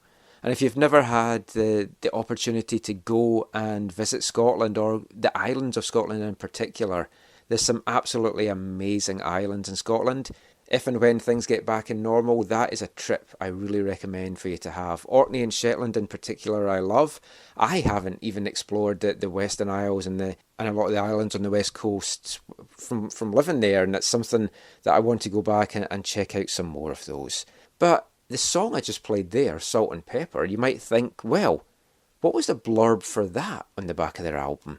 Well, it was the last track on their first album, as I mentioned, and it just simply says, no explanation available. So there you go. Certainly a strange song, but it does mention, of course, Canadian icon Justin Bieber. And do you know what else I hope is going to become iconic in years to come when you think of Canada? To some, it already is, and that is the Canadian Premier League.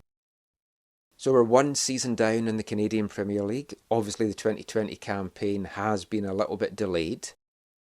But one thing we're wanting to do on these shows during this kind of football shutdown is not just focus on Whitecaps and MLS stuff. We want to bring you news from football around the world, interviews with people from around the world, and every week, ideally, I'd like to bring you something on the CPL.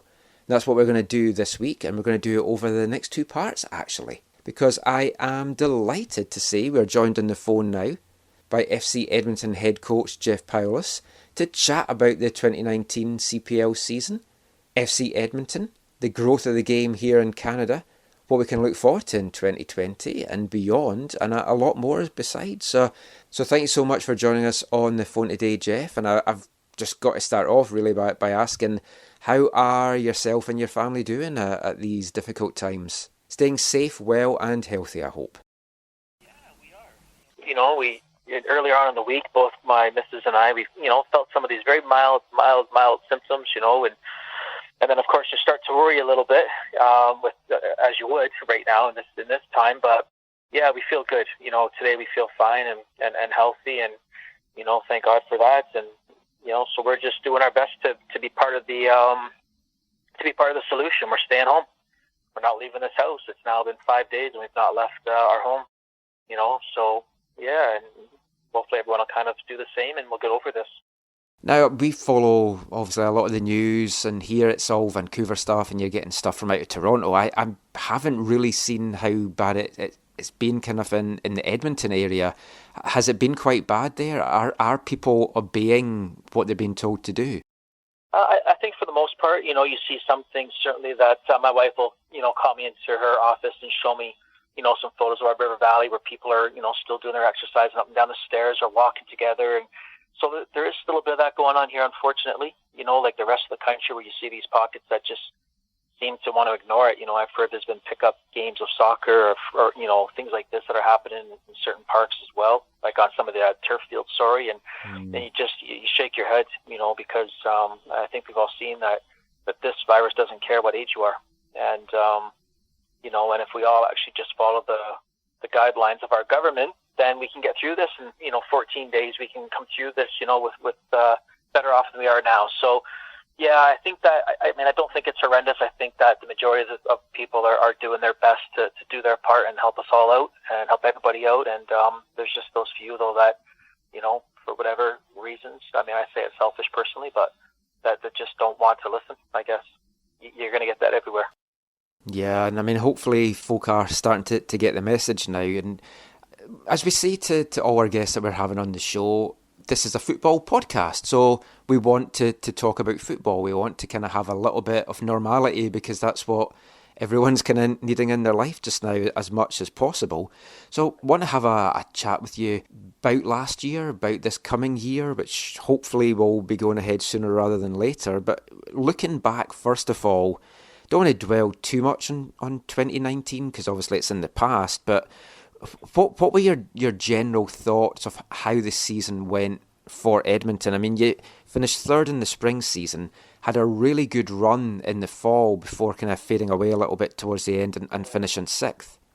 Yeah, you know what, I mean, a tale of really kind of 3 seasons, I think. You know, we started off wanting to play a 4-3-3, and, you know, of course, my first year of management, I was, you know, very lucky to have been around the club a long time, Colin Miller as his assistant, and you know, and the one thing that I loved that Colin had an identity in the way he wanted to play, and we played that way, you know, for the 5 years that Colin was here, and you know, and I kind of came in with an idea how I wanted to play, and then it didn't work out, and some of that's on my recruiting, just maybe not bringing in some players in some areas that I needed, and not to say I brought in bad players at all, Michael. I brought in some very good players, and you know, but some, obviously, things don't work out between some players and some managers, and for whatever reason, or, you know, injuries and things like this. But I let myself get sidetracked a little bit. I changed our system kind of after, you know, halfway through preseason, I changed our system, and then, you know, went back to this 4-3-3. Didn't work out because at the time we just didn't have what I needed in a couple of wide areas.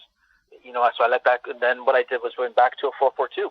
And kept the game in front of us, and just wanted to be very difficult to play against, very difficult to beat, and that's when we really had a really nice run. You know, we had an 11-game stretch where I think we had just lost 1 of the 11. Yeah. Put ourselves in contention to at least to make it competitive. You know, to give ourselves a real chance there in the fall season, and then, you know, it kind of came to a halt on us. We went down to Calgary and we drew 0-0, and it's a game that I really believe we should have won, but we didn't score, and that was kind of our Achilles heel throughout the season.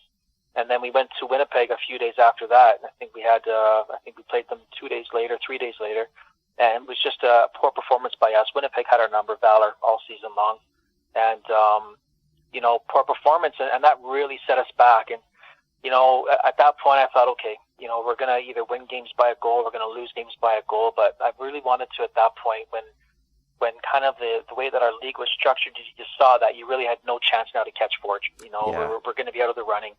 So I went back to a 4-3-3 to finish up the season, and it went really poorly down the stretch on us. And, you know, I should have stuck with the 4-4-2 maybe and let that run its course and see how we managed. But my other thought, Michael, was we had some really good young players and we have some good young prospects on this team, and they weren't going to see a lot of time in a 4-4-2 because they're not built for that. And part of the reason to go back 4-3-3 was to give them their chance and to see how they were going to flourish going forward, you know, as we prepared for 2020. So, yeah, disappointing season. I hold my hand up to it. I learned a lot as a first-year manager, certainly. You know, I saw I made some mistakes, I'll own year one, certainly. You know, but what I will say though is I was delighted with the players we had here at the club in year one, and I wish the ones that we didn't retain, I certainly wish them the best moving forward in their careers, and I know they'll do well in other environments. So, yeah. Yeah, I was going to ask you about being a first-year head coach, because obviously you'd been the assistant for a while, you'd been running the academy, and it is very different becoming a head coach, and especially then because you're in the pro game. How easy was it for you with the adjustment? I mean, did you come across a lot of things you just simply weren't expecting in that first year? Yeah, you know, I think I really learned a lot about myself, you know, as an individual. And, you know, I've always had a certain way, you know, of carrying myself. I've always had a certain way of players, regardless if it was, you know, coaching my college team when I had Nate in the Canadian college system, or when coaching young players here in the city, whatever it was. But, you know, I'm a fairly relaxed, kind of calm individual on the sideline. I'm fairly, you know, as far as my work with players, I've always been that manager that, you know, put my arm around a player, and I always try to find the good and the positive. And you know, I had maybe allowing, you know, maybe allowing people get into my ear a little bit much, and I thought at one point, especially in the second season, I really started to feel as becoming a manager that I wasn't. It's hard to fake. It's hard to fake certain qualities, or certain philosophies in who you are or how you coach. And I thought I was coming a bit unlike myself, and I was letting the stress get to me a little bit. There's a couple moments that certainly I regret, that I wish I could take back as far as just dealing with a player or two. And, so you have to learn from this stuff. And really for me, my whole off season, right when the season was done, there's been a lot of soul searching. There's been a lot of, at the end of the day, you've earned the opportunity based on who you were. That's why you were hired for the job. So you need to be who you are. And, trying to be something else is false and it's fake, and people and players see through that. So, it was an interesting, it was enjoyable. It was very educational for me.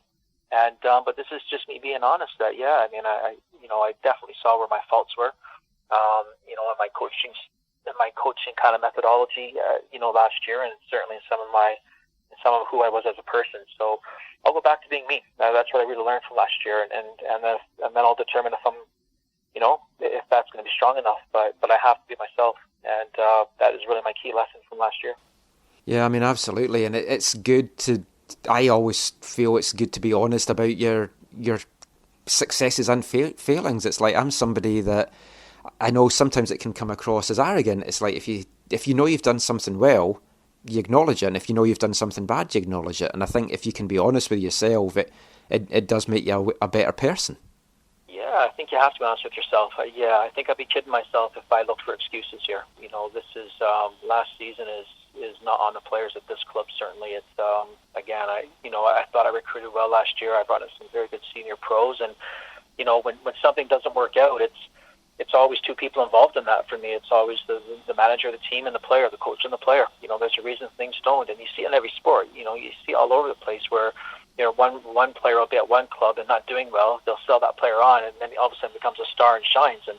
And it's just there wasn't, whatever it was between the two didn't work out, and we'll see that here with the players that have left us and moved on. They'll find the right manager for them, and they'll be good players. So yeah, I think you have to accept responsibility here. It's too easy just to keep blaming, or looking for other excuses. Man, if you don't look at yourself first, you'll never improve as a coach or a person.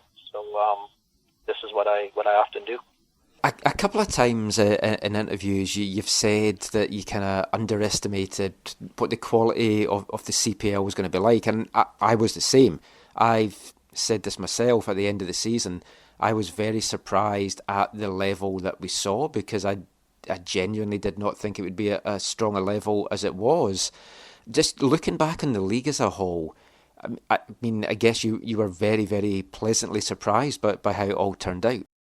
Yeah, delighted. Honestly, delighted. And, we really saw, and I did, I openly admit that, I underestimated the level of year one. And, I think when you see the success, every team had their moment of success last year in this league. There was moments for every team where you thought, that's a good football inside, and they're doing this with the majority of their starting players being Canadian, the majority of the roster being Canadian, and a lot of Canadian names that many people in the country would not have heard before. Mm-hmm. I look at Calgary, down south, and this is a team that the year prior they won PDL. When you take the PDL level and compare that to MLS, well, they should never be able to compete against MLS side, But yet you see these group of Canadian kids come out of the PDL with Calgary.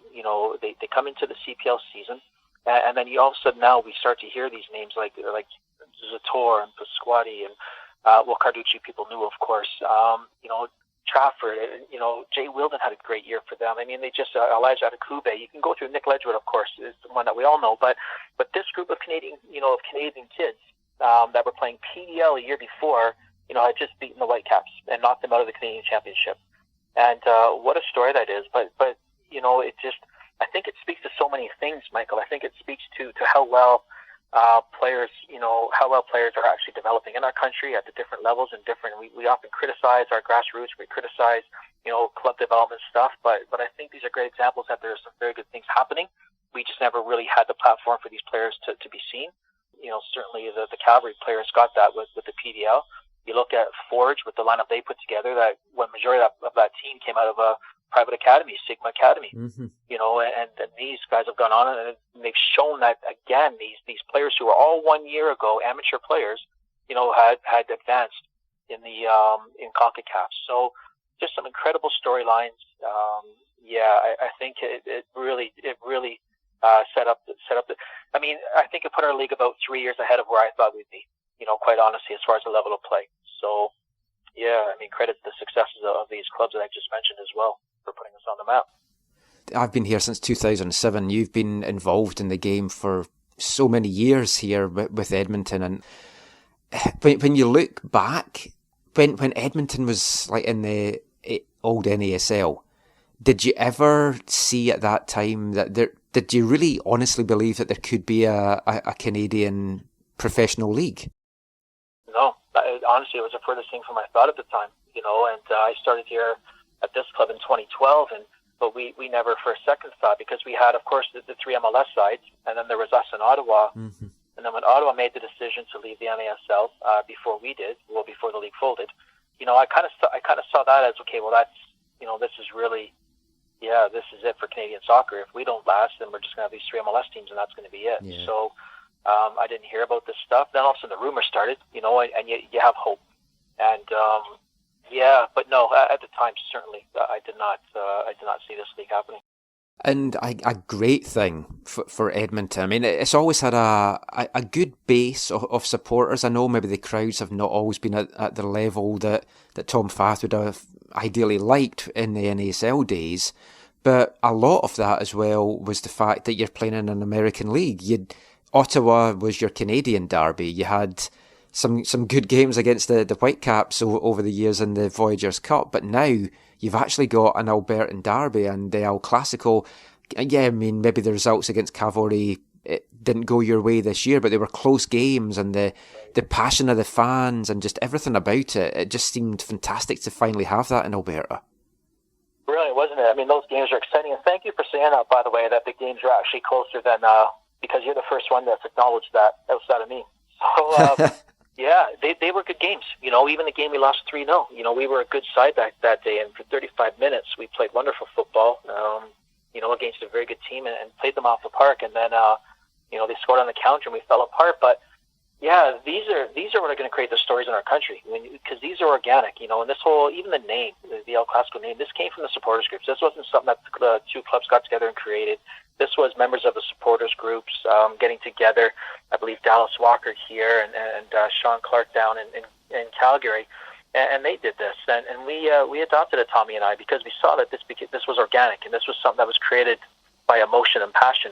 And that's how, if we're going to grow the game here, that's what has to create the game. Because really, I think if this game is going to go, I mean, obviously, our league does brilliant work behind the scenes in working with sponsors and and that whole corporate side of professional sport.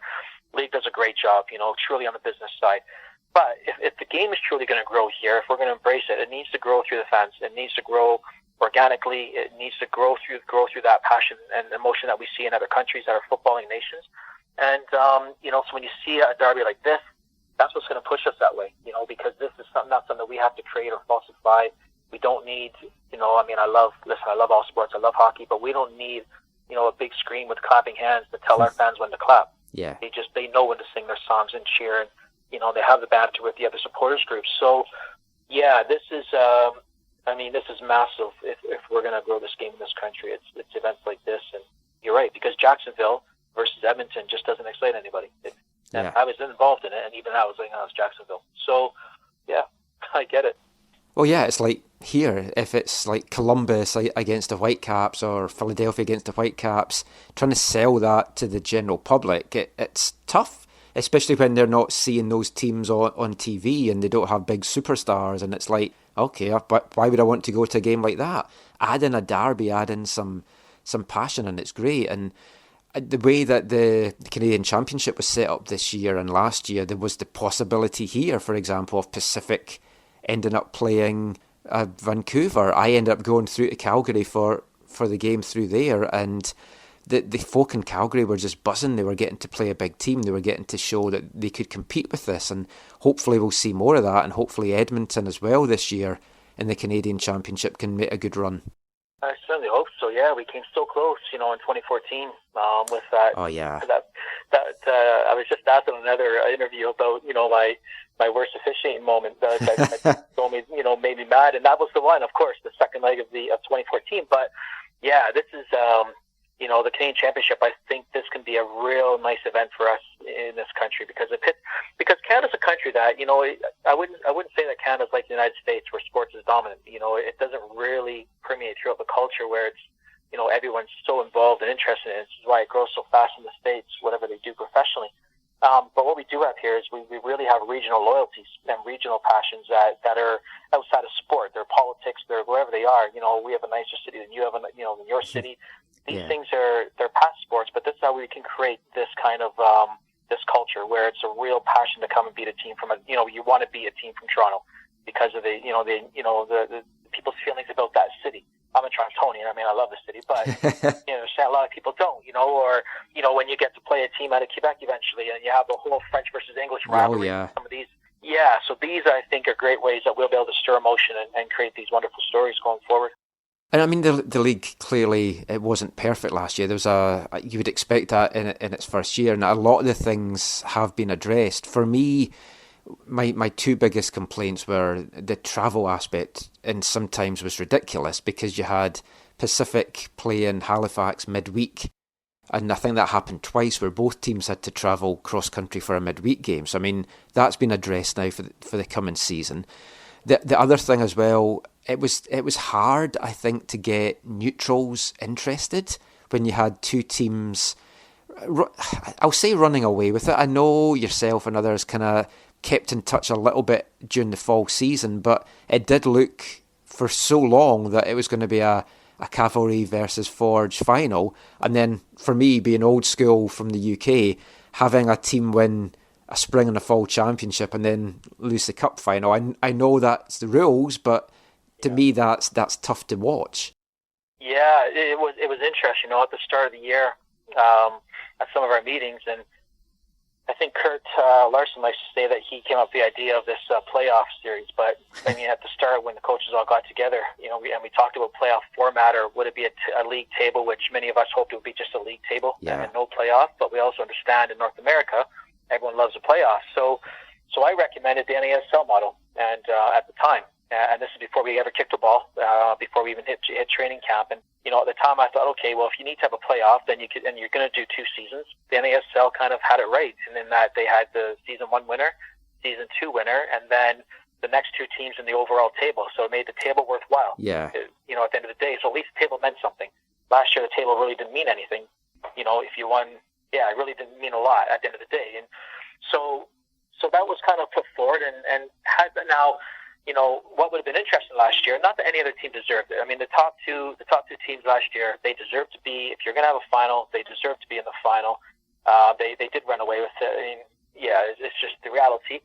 But had they had a playoff type format like the NASL last year, the first round, the first kind of playoff round would have been Calgary versus FC Edmonton, and Forge versus York. Mm-hmm. So could you imagine that driving local interest? Oh yeah. Because it would have been a one-off, but it would have been unbelievable. Not that we deserve to be there, Michael. I would never suggest that we did deserve to be in a playoff, but that in the NASL days would have happened, and that would have been unbelievable. And because again, I thought, at any one point, I thought our team could have taken a result over Calgary based on how we played them in the games we played. So, and certainly York at the end of last year, York was looking like one of the hotter teams. And I think they could have pushed Forge, in a playoff. But I'm like you. We all knew the rules going in, though. We all knew the rules about, at the end of the day, that potentially we brought it up as a concern that you could win both seasons and lose a final. And how does that look? And, full credit to Calgary. They showed the most consistency. What also happened, though, maybe a little bit, is that Forge knew they had the fall season wrapped up. Or they had the playoff spot wrapped up, and as soon as they had that, they just rested players. And they were able to go into that 2-leg final completely rested because they started to do a rotation of players, and they had squad size and depth to do that. So, they played a bit of strategic play there that worked out, but our rules allowed for that as well. So, you're right. The rest of us were out of it for a long time. And how do you excite a fan base when you've got 8 weeks to go in the season? You have zero chance of making the playoffs. Yeah, I mean, that's the tough sell for it as well. And also for me, I feel more games need to be on TV so that the general public can see it. One Soccer, they do a great job. I have my subscription. I watch the games. Although I found myself later in the year, and this is me as a huge football fan, just watching the highlights on YouTube, because it's like, well, it doesn't really matter what happens between Valor and York because they're not going to be in the final. I'll just watch 2-minute highlights on YouTube. Yeah, that's exactly one of the issues. I mean, One Soccer's been great. I will say One Soccer, Media Pro, their investment in the Canadian game with the partnership with the league is unbelievable, really unprecedented in our country in a kind of a new league like this. But yeah, I think that became a problem. There was less interest, and people I know who care about football, they all told me they lost interest down the stretch. And why would they go online and watch a game that actually at the end of the day meant nothing? It was really an exhibition, wasn't it? Yeah. So yeah, this will be different this year for sure. But I definitely understand your point. But enough of looking at things that's happened in the past. Let's look ahead to the future. What lies in store for the CPL and for Edmonton this year and beyond. And we'll be back with that, talking to Jeff Paulus after this. Hi, I'm Carl Valentine. You're listening to the AFTN podcast.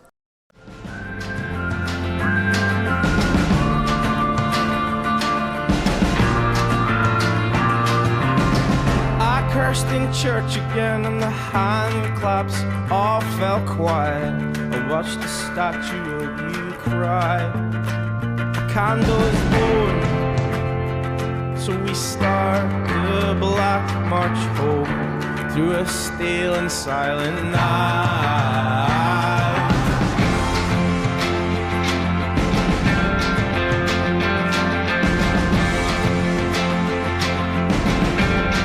There's a funeral in your eyes and a drunk priest at your side. Staggering sermons never wash. There's no reproach from a lit touch paper both. Got stubborn, marrowing bastard bones. Should we just get home, sleep this off, throw some sorries and then do it all again? Well, folded arms clutch homicide. The bridge is up and the river's high. This is a march, death, march, death, march. Welcome back to the final part of tonight's AFTN Soccer Show, and that was the wonderful Frightened Rabbit, a band from Selkirk in the borders of Scotland. Late March, Death March.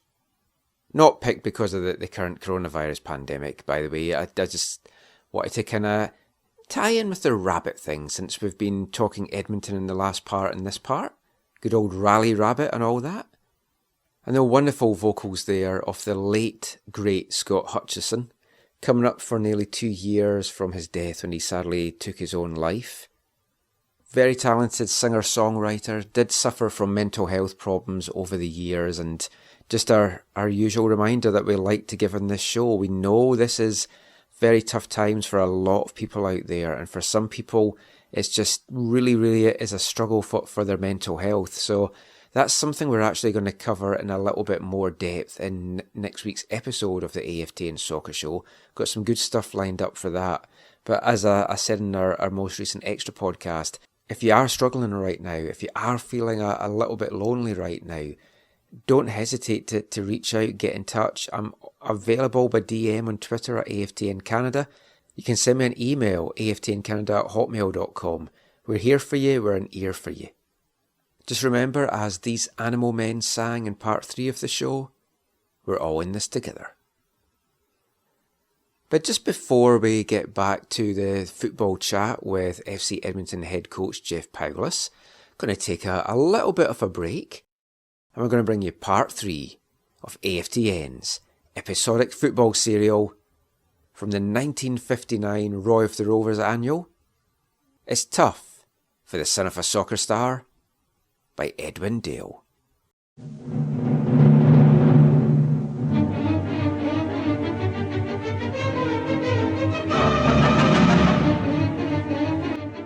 Dick Denby, a budding young soccer player, was having a perfect day, or so he thought. It looked like he was about to fulfil his lifetime's ambition of signing with local side Bracktown United, a club his dad had played for 16 or 17 years ago, but is loath to talk about his time there. After finding himself at Bracktown United Stadium watching a training session, Dick impressed the players and manager Joe Danvers with an impromptu training session. Danvers was impressed so much that he offered the young lad an amateur contract with Bracktown. But just as he was about to sign it, in rushed assistant trainer Fred Bagley, imploring Danvers not to offer the boy a contract.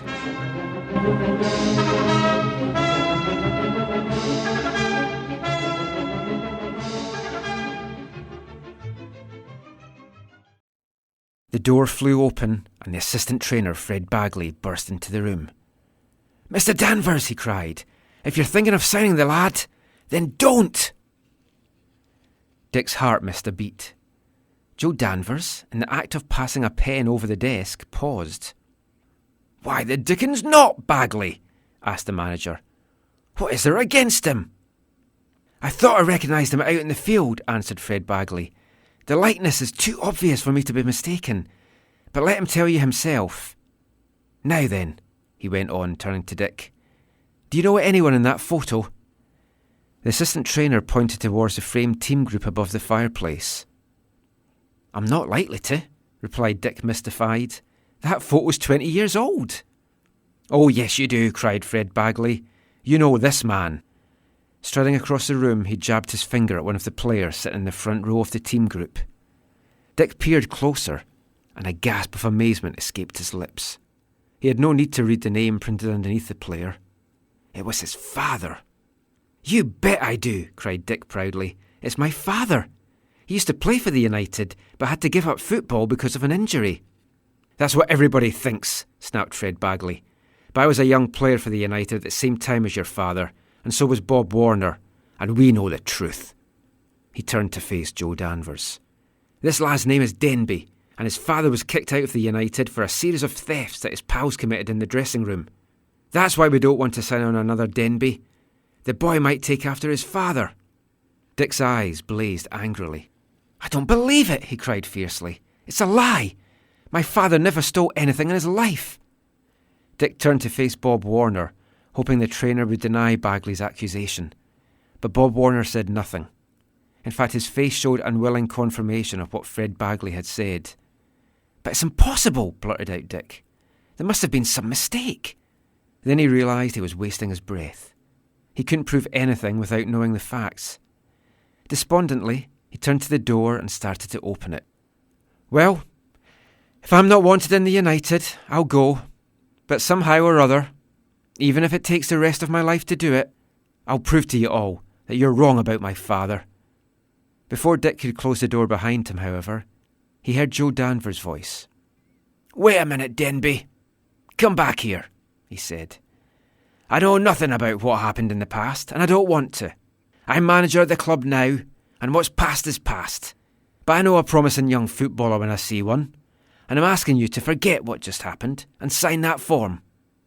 What do you say, Bob?" The worried look in the trainer's face was suddenly replaced by a grin. "His father was a grand footballer, Governor," he broke in. "It looks as if his son is going to be just as good a player. I'm with you. Sign him on." Minutes later, Dick hurried excitedly out of the manager's office. He had signed on for the 2nd Division Bracktown United.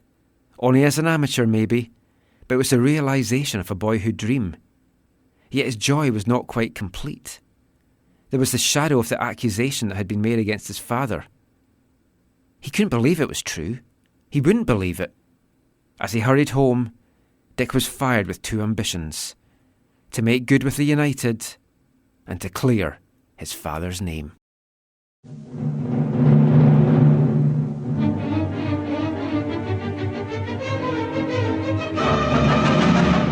Was there any truth to the thief rumours?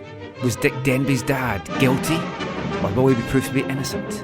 And how will Dick fare when he gets to play for Bracktown United? Find out next week in part 4 of AFTN Soccer Serial, It's Tough for the Son of a Soccer Star by Edwin Dale.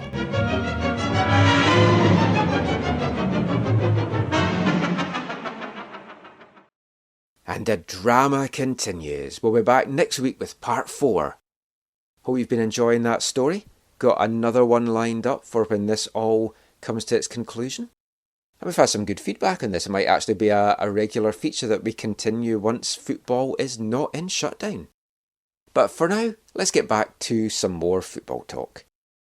So in the last part, we had the first part of our chat with FC Edmonton head coach Jeff Powless, and I think you'll agree, some very refreshing honesty from him there about how he feels about some missteps that he made himself in his first season as a head coach with FC Edmonton. And we often talk about the fact that the CPL is there to help develop Canadian players, give them an opportunity to go on maybe to bigger and better things, a place for guys to come out of the academy and school systems and go into a proper football environment. But it should also be remembered as well that the CPL really should also be getting used to help develop good young Canadian coaches. And we're seeing a lot of that in the game. I'm sure we'll see a lot of that more in the years to come as well. And Jeff is a first-year coach at FC Edmonton. Jeff may not be one of the youngest coaches involved in the CPL, but after being an assistant with FC Edmonton in their NASL days and being very heavily involved with the academy as head coaches and more over the time period as well, it's been a great move for him into now becoming head coach in his own right for the first time. And obviously 2020 is going to hold a lot more challenges in store for Jeff and the other guys within the league, especially in a time like this, because we don't know when the league's coming back, what it's going to look like when it comes back. So what I want to do with you now, Jeff, is really just have a chat a little bit more looking forward. Looking, first of all, at yourselves, you kept 15 players, and that includes Amir Didic, who came back from his stint at the Whitecaps, and we'll talk about him in a sec. 8 have moved on. You've made some exciting additions like Kevin Alleman, Hansen Bakoy coming back into the mix, and like a guy that I know well from watching him in the residency here, Chance Carter, that I think could be an exciting addition. It looks like you've made the additions that you needed to strengthen the team. I guess one of the big things last year, you touched on it earlier, was the goal scoring. You average less than a goal a game. Do you feel you've made the additions that's going to A, kind of fit the system that you want to play, and B, address the big goal scoring aspect of it? Yeah, we do, Michael. We do. We actually made the additions based on how we're going to play this year. We were very, we had a very productive off season, my staff and I, and how we're going to play based on who we had left and what we thought we'd be able to do with who we're keeping, and then that defined who we're going to go after. And so we're delighted, I have to say. We kept so many players because I really, truly, I believe in the core group. And even players that have left us, I believe in them as players as well, as I've said. So. We played. We won 2, lost 2, drew 1 against Hamilton. One game we probably stole a win, but they also stole a win against us when they came and beat us at Clark in the fall season too. So we felt we played the top team in the league very well, and they were. I mean, as a footballing team, Forge really was an impressive side, but yeah. we felt very comfortable against them with our players, and then even Cavalry, although we didn't beat them. They were just so consistent. They were so fit, and at the end of the day, they could just grind out a result, and they did that against us. But never once did we ever walk out of a match there thinking that we were outplayed by them. So, and I could be naive, but that's how my staff and I certainly feel, and plus that's how the players felt. So we don't think that we were that. We never thought for a second we were that far away. We had some areas, so we had a big problem last year in that. Our left-sided players were all right-footed. And again, this is all on that because it's a recruiting mistake on my part. And I had some deals fall through late on me. And then so anyhow, we lived with that. But we've had some exciting additions now. We actually have, I think, 7 left-footers on our squad this year. We're very balanced. Ramon Surreal, we'll be able to move into the back where he's actually a stronger player. But it gives us left-footed ability of a left-footer to play out of the back line for us. Duran Lee is actually going to be a very big addition for this club, and he came into the season halfway through for Halifax, had a very good year for them down, in the second season when they brought him in as a central defender. But Duran Lee is he's a physical specimen number 1. This kid's an athlete, and but he's got a wonderful left foot, and we've not had a left-footed crosser of the ball as good as him. I mean, since Lance Lang was. Since since Lance Lang days, we've yet to replace out on the left side a player that can serve a ball like him or cross the ball. And Duran Lee has that ability. He's actually an attacking player. Duran Lee loves to dribble, gets up and down the line for us. So we feel that the addition of him and now moving Rowan to the back just gives us a bit more balance side to side in our roster. And then Eric Zetterberg's another interesting player we brought in.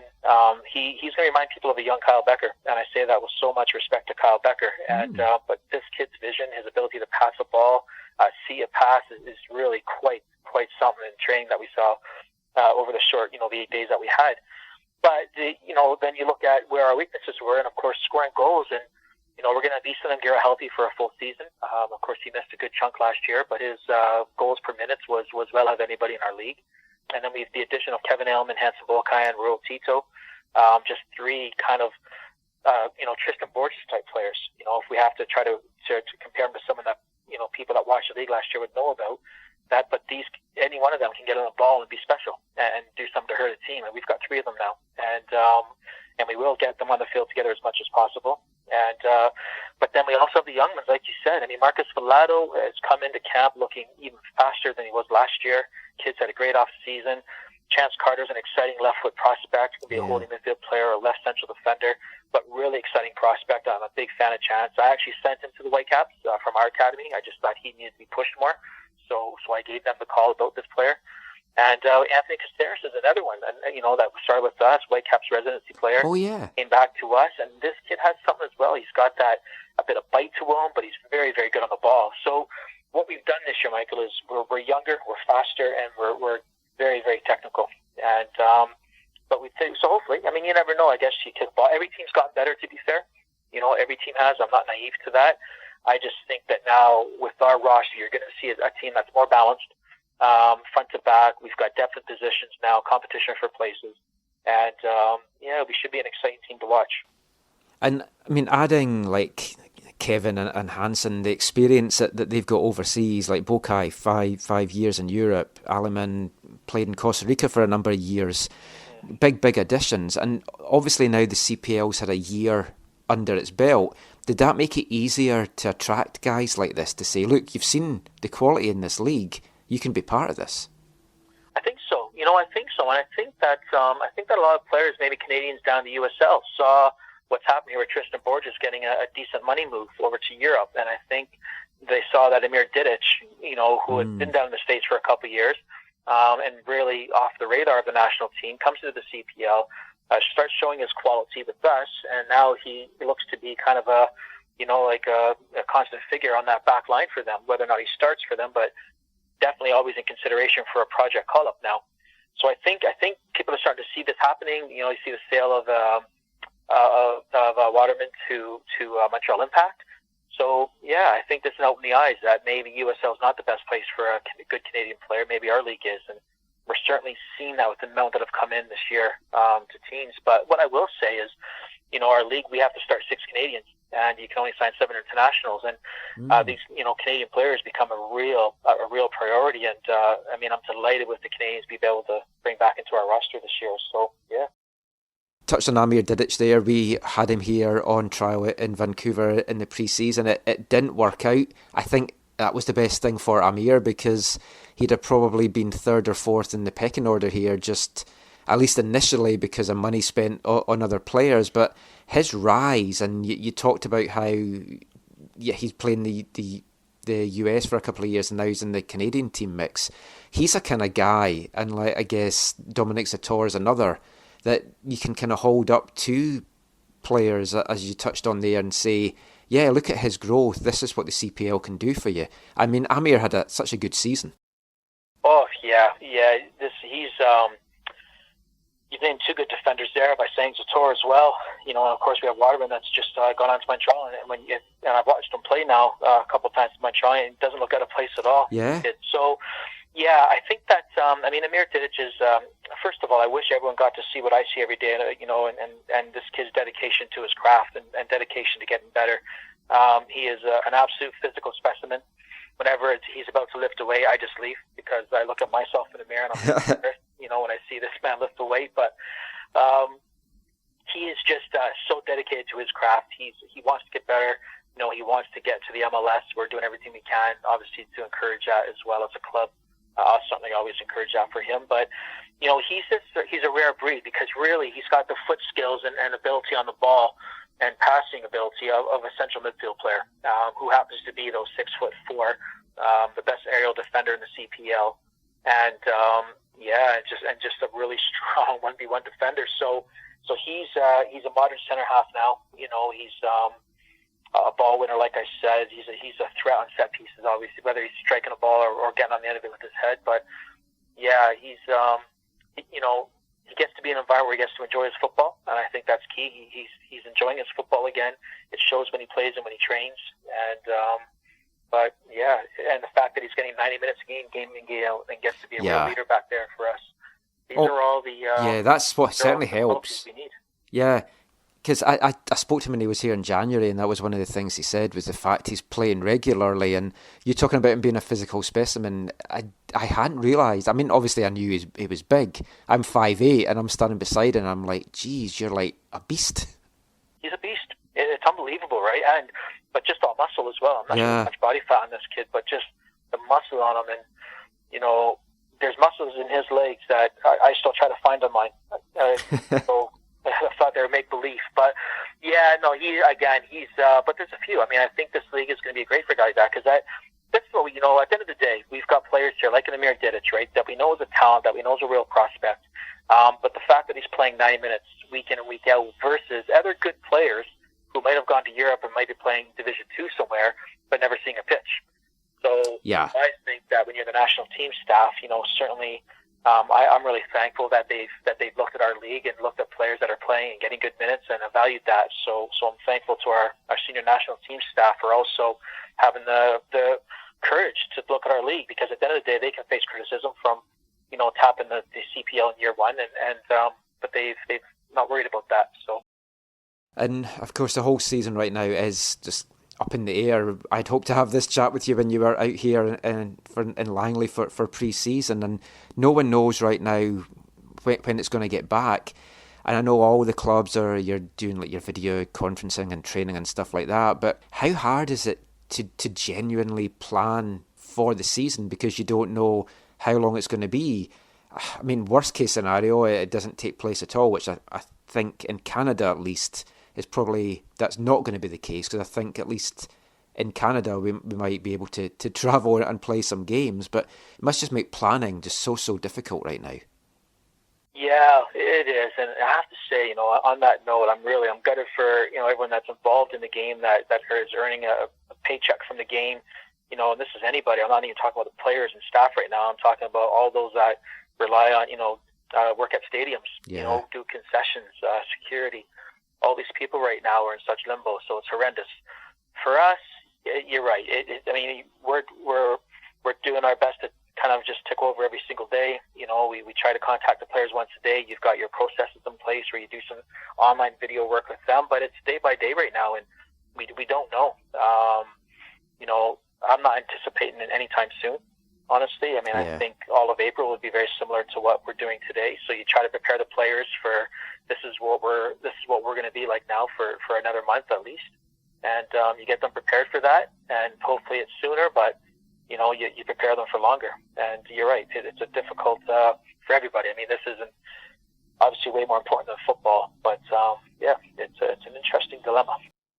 I read that you had been a ball boy with Toronto Blizzard back in the NASL days. It's like, what's your memories of the NASL? Because I'm obsessed with it. I'm a bit of a football historian. I've got some old videos and programs, and I love the documentary Once in a Lifetime on the Cosmos. And the league, it fascinates me, and I just remember it a little bit from being a little boy in Scotland. But what was it like being around that and seeing all these top players come and play in Toronto?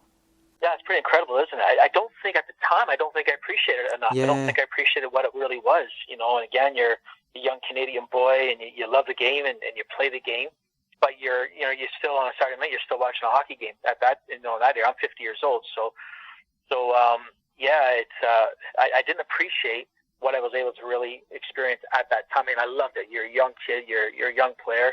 I mean, I think I've had to pick up a ball and pass it to Colin Miller. So we have laughed with him about that. And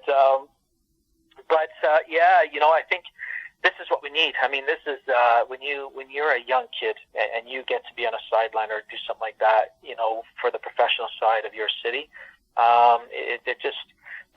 That's what drives your passion, isn't it? That's what kind of gives you a dream. And I mean, it's hard to even at the time. Again, I wish I appreciated more at the time what I was getting to witness then. But it's only as I got older and started to learn more and more about the game, and that I really appreciated who I got to see. So, but at the time, I wish I would have taken a moment to understand a bit more. But I was still a young boy. Yeah, and of course the World's coming to Canada in 2026. Edmonton, one of the three Canadian cities that's going to be hosting games. Sadly, not here in Vancouver, although there's still rumours that might change. But I mean, assuming everything goes ahead in Edmonton, and assuming that the games go ahead there, what's that going to mean? A, to the city, and B, to the country. Yeah, everything. I mean, for the city in general, just what it's going to do, it's going to drive up for our community. Certainly, it's going to drive an investment in some of our facilities and things like this. So the long-term impact of hosting an event for football, for soccer, is incredible. So you have that, but I think just for the same reasons as where I got to be a ball boy, I think for every young aspiring soccer player, female, male, to be able to go and watch some of the best players on the planet in this event is going to be a game changer, for the country.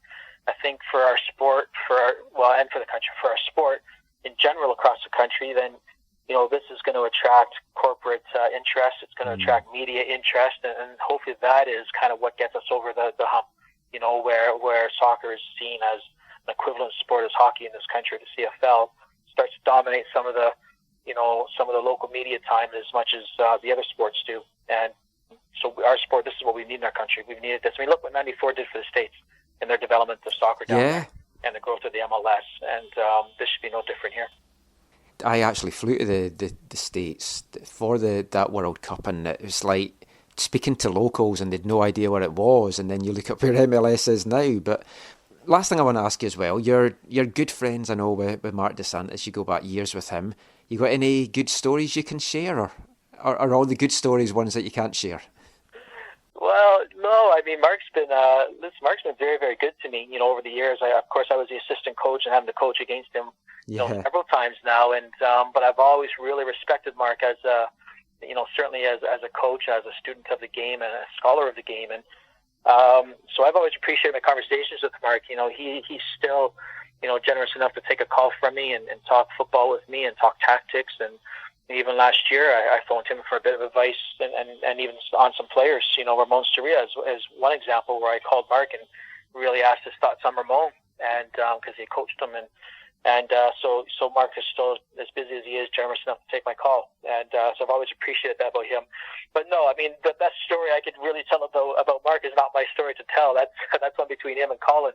But, certainly there was a couple interesting moments there. And but, that's all heat of the moment stuff, because I know that Colin and Marc get on quite well now. So, just the passion of sport, Well, two passionate guys that certainly wear their heart on their sleeve when they're in the dugout. So that would have been interesting. That's what it was. I always did. If I say anything, I always did think that Marc wore his pants a bit too short on the sideline. So I'll give you that little tidbit. I'll watch out for that now. Yeah, there you go. No, but that was certainly the Ottawa days. Thanks so much for your time, Jeff. I've really, really enjoyed chatting to you. I'm enjoying this time. I'm getting to chat in depth with folk about football. Hopefully I didn't keep you back too much, but thanks so much. No, I appreciate your time as well, Michael. Really enjoyed it. So keep doing what you're doing, pal. It's appreciated. And thanks for having me on.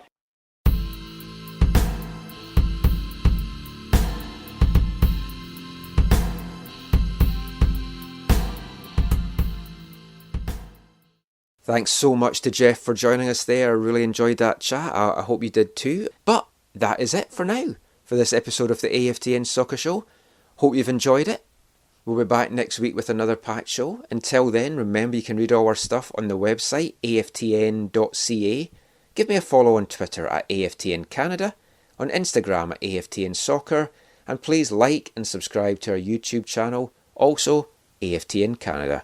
Don't forget we also have our extra podcast, which is just a subscription service where you can help AFTN by making either a monthly or a yearly donation. Help everything ticking along here at the site, hosting costs and a lot more beside. It costs $30 for the year, $3 a month. We've produced 38 extra podcasts so far. We've got some more in the pipeline. So if you're not a subscriber yet, head along to AFTN and you can check out how you can be. Don't forget as well, on the site we've got a new button as well where you can click Buy Me a Coffee and it'll just send a small donation as well to help us at these times when there's no real sort of paid soccer work coming in. Don't want to sound like I'm harping on every week trying to beg for money. It really doesn't sit comfortably with me, and I know that a lot of us are going through some very challenging times at the moment. But I would just want to thank everyone for their continued support, and it really does mean a lot to me. But we will be back next week with another show. Until then, thanks for listening. Stay safe, stay healthy, stay indoors, and wash your hands. Bye, everybody. When you're listening in some far-flung corner of the globe to the World Service of a Saturday afternoon, crackly reception, interference, cosy, marvellous. Somehow comforting, isn't it? You know, legendary names, fathers and sons on the terraces, cheesy peas at half-time, pint for dad, mum's at home making the tea. Everything's all right with the world, isn't it? Saturday afternoon is football.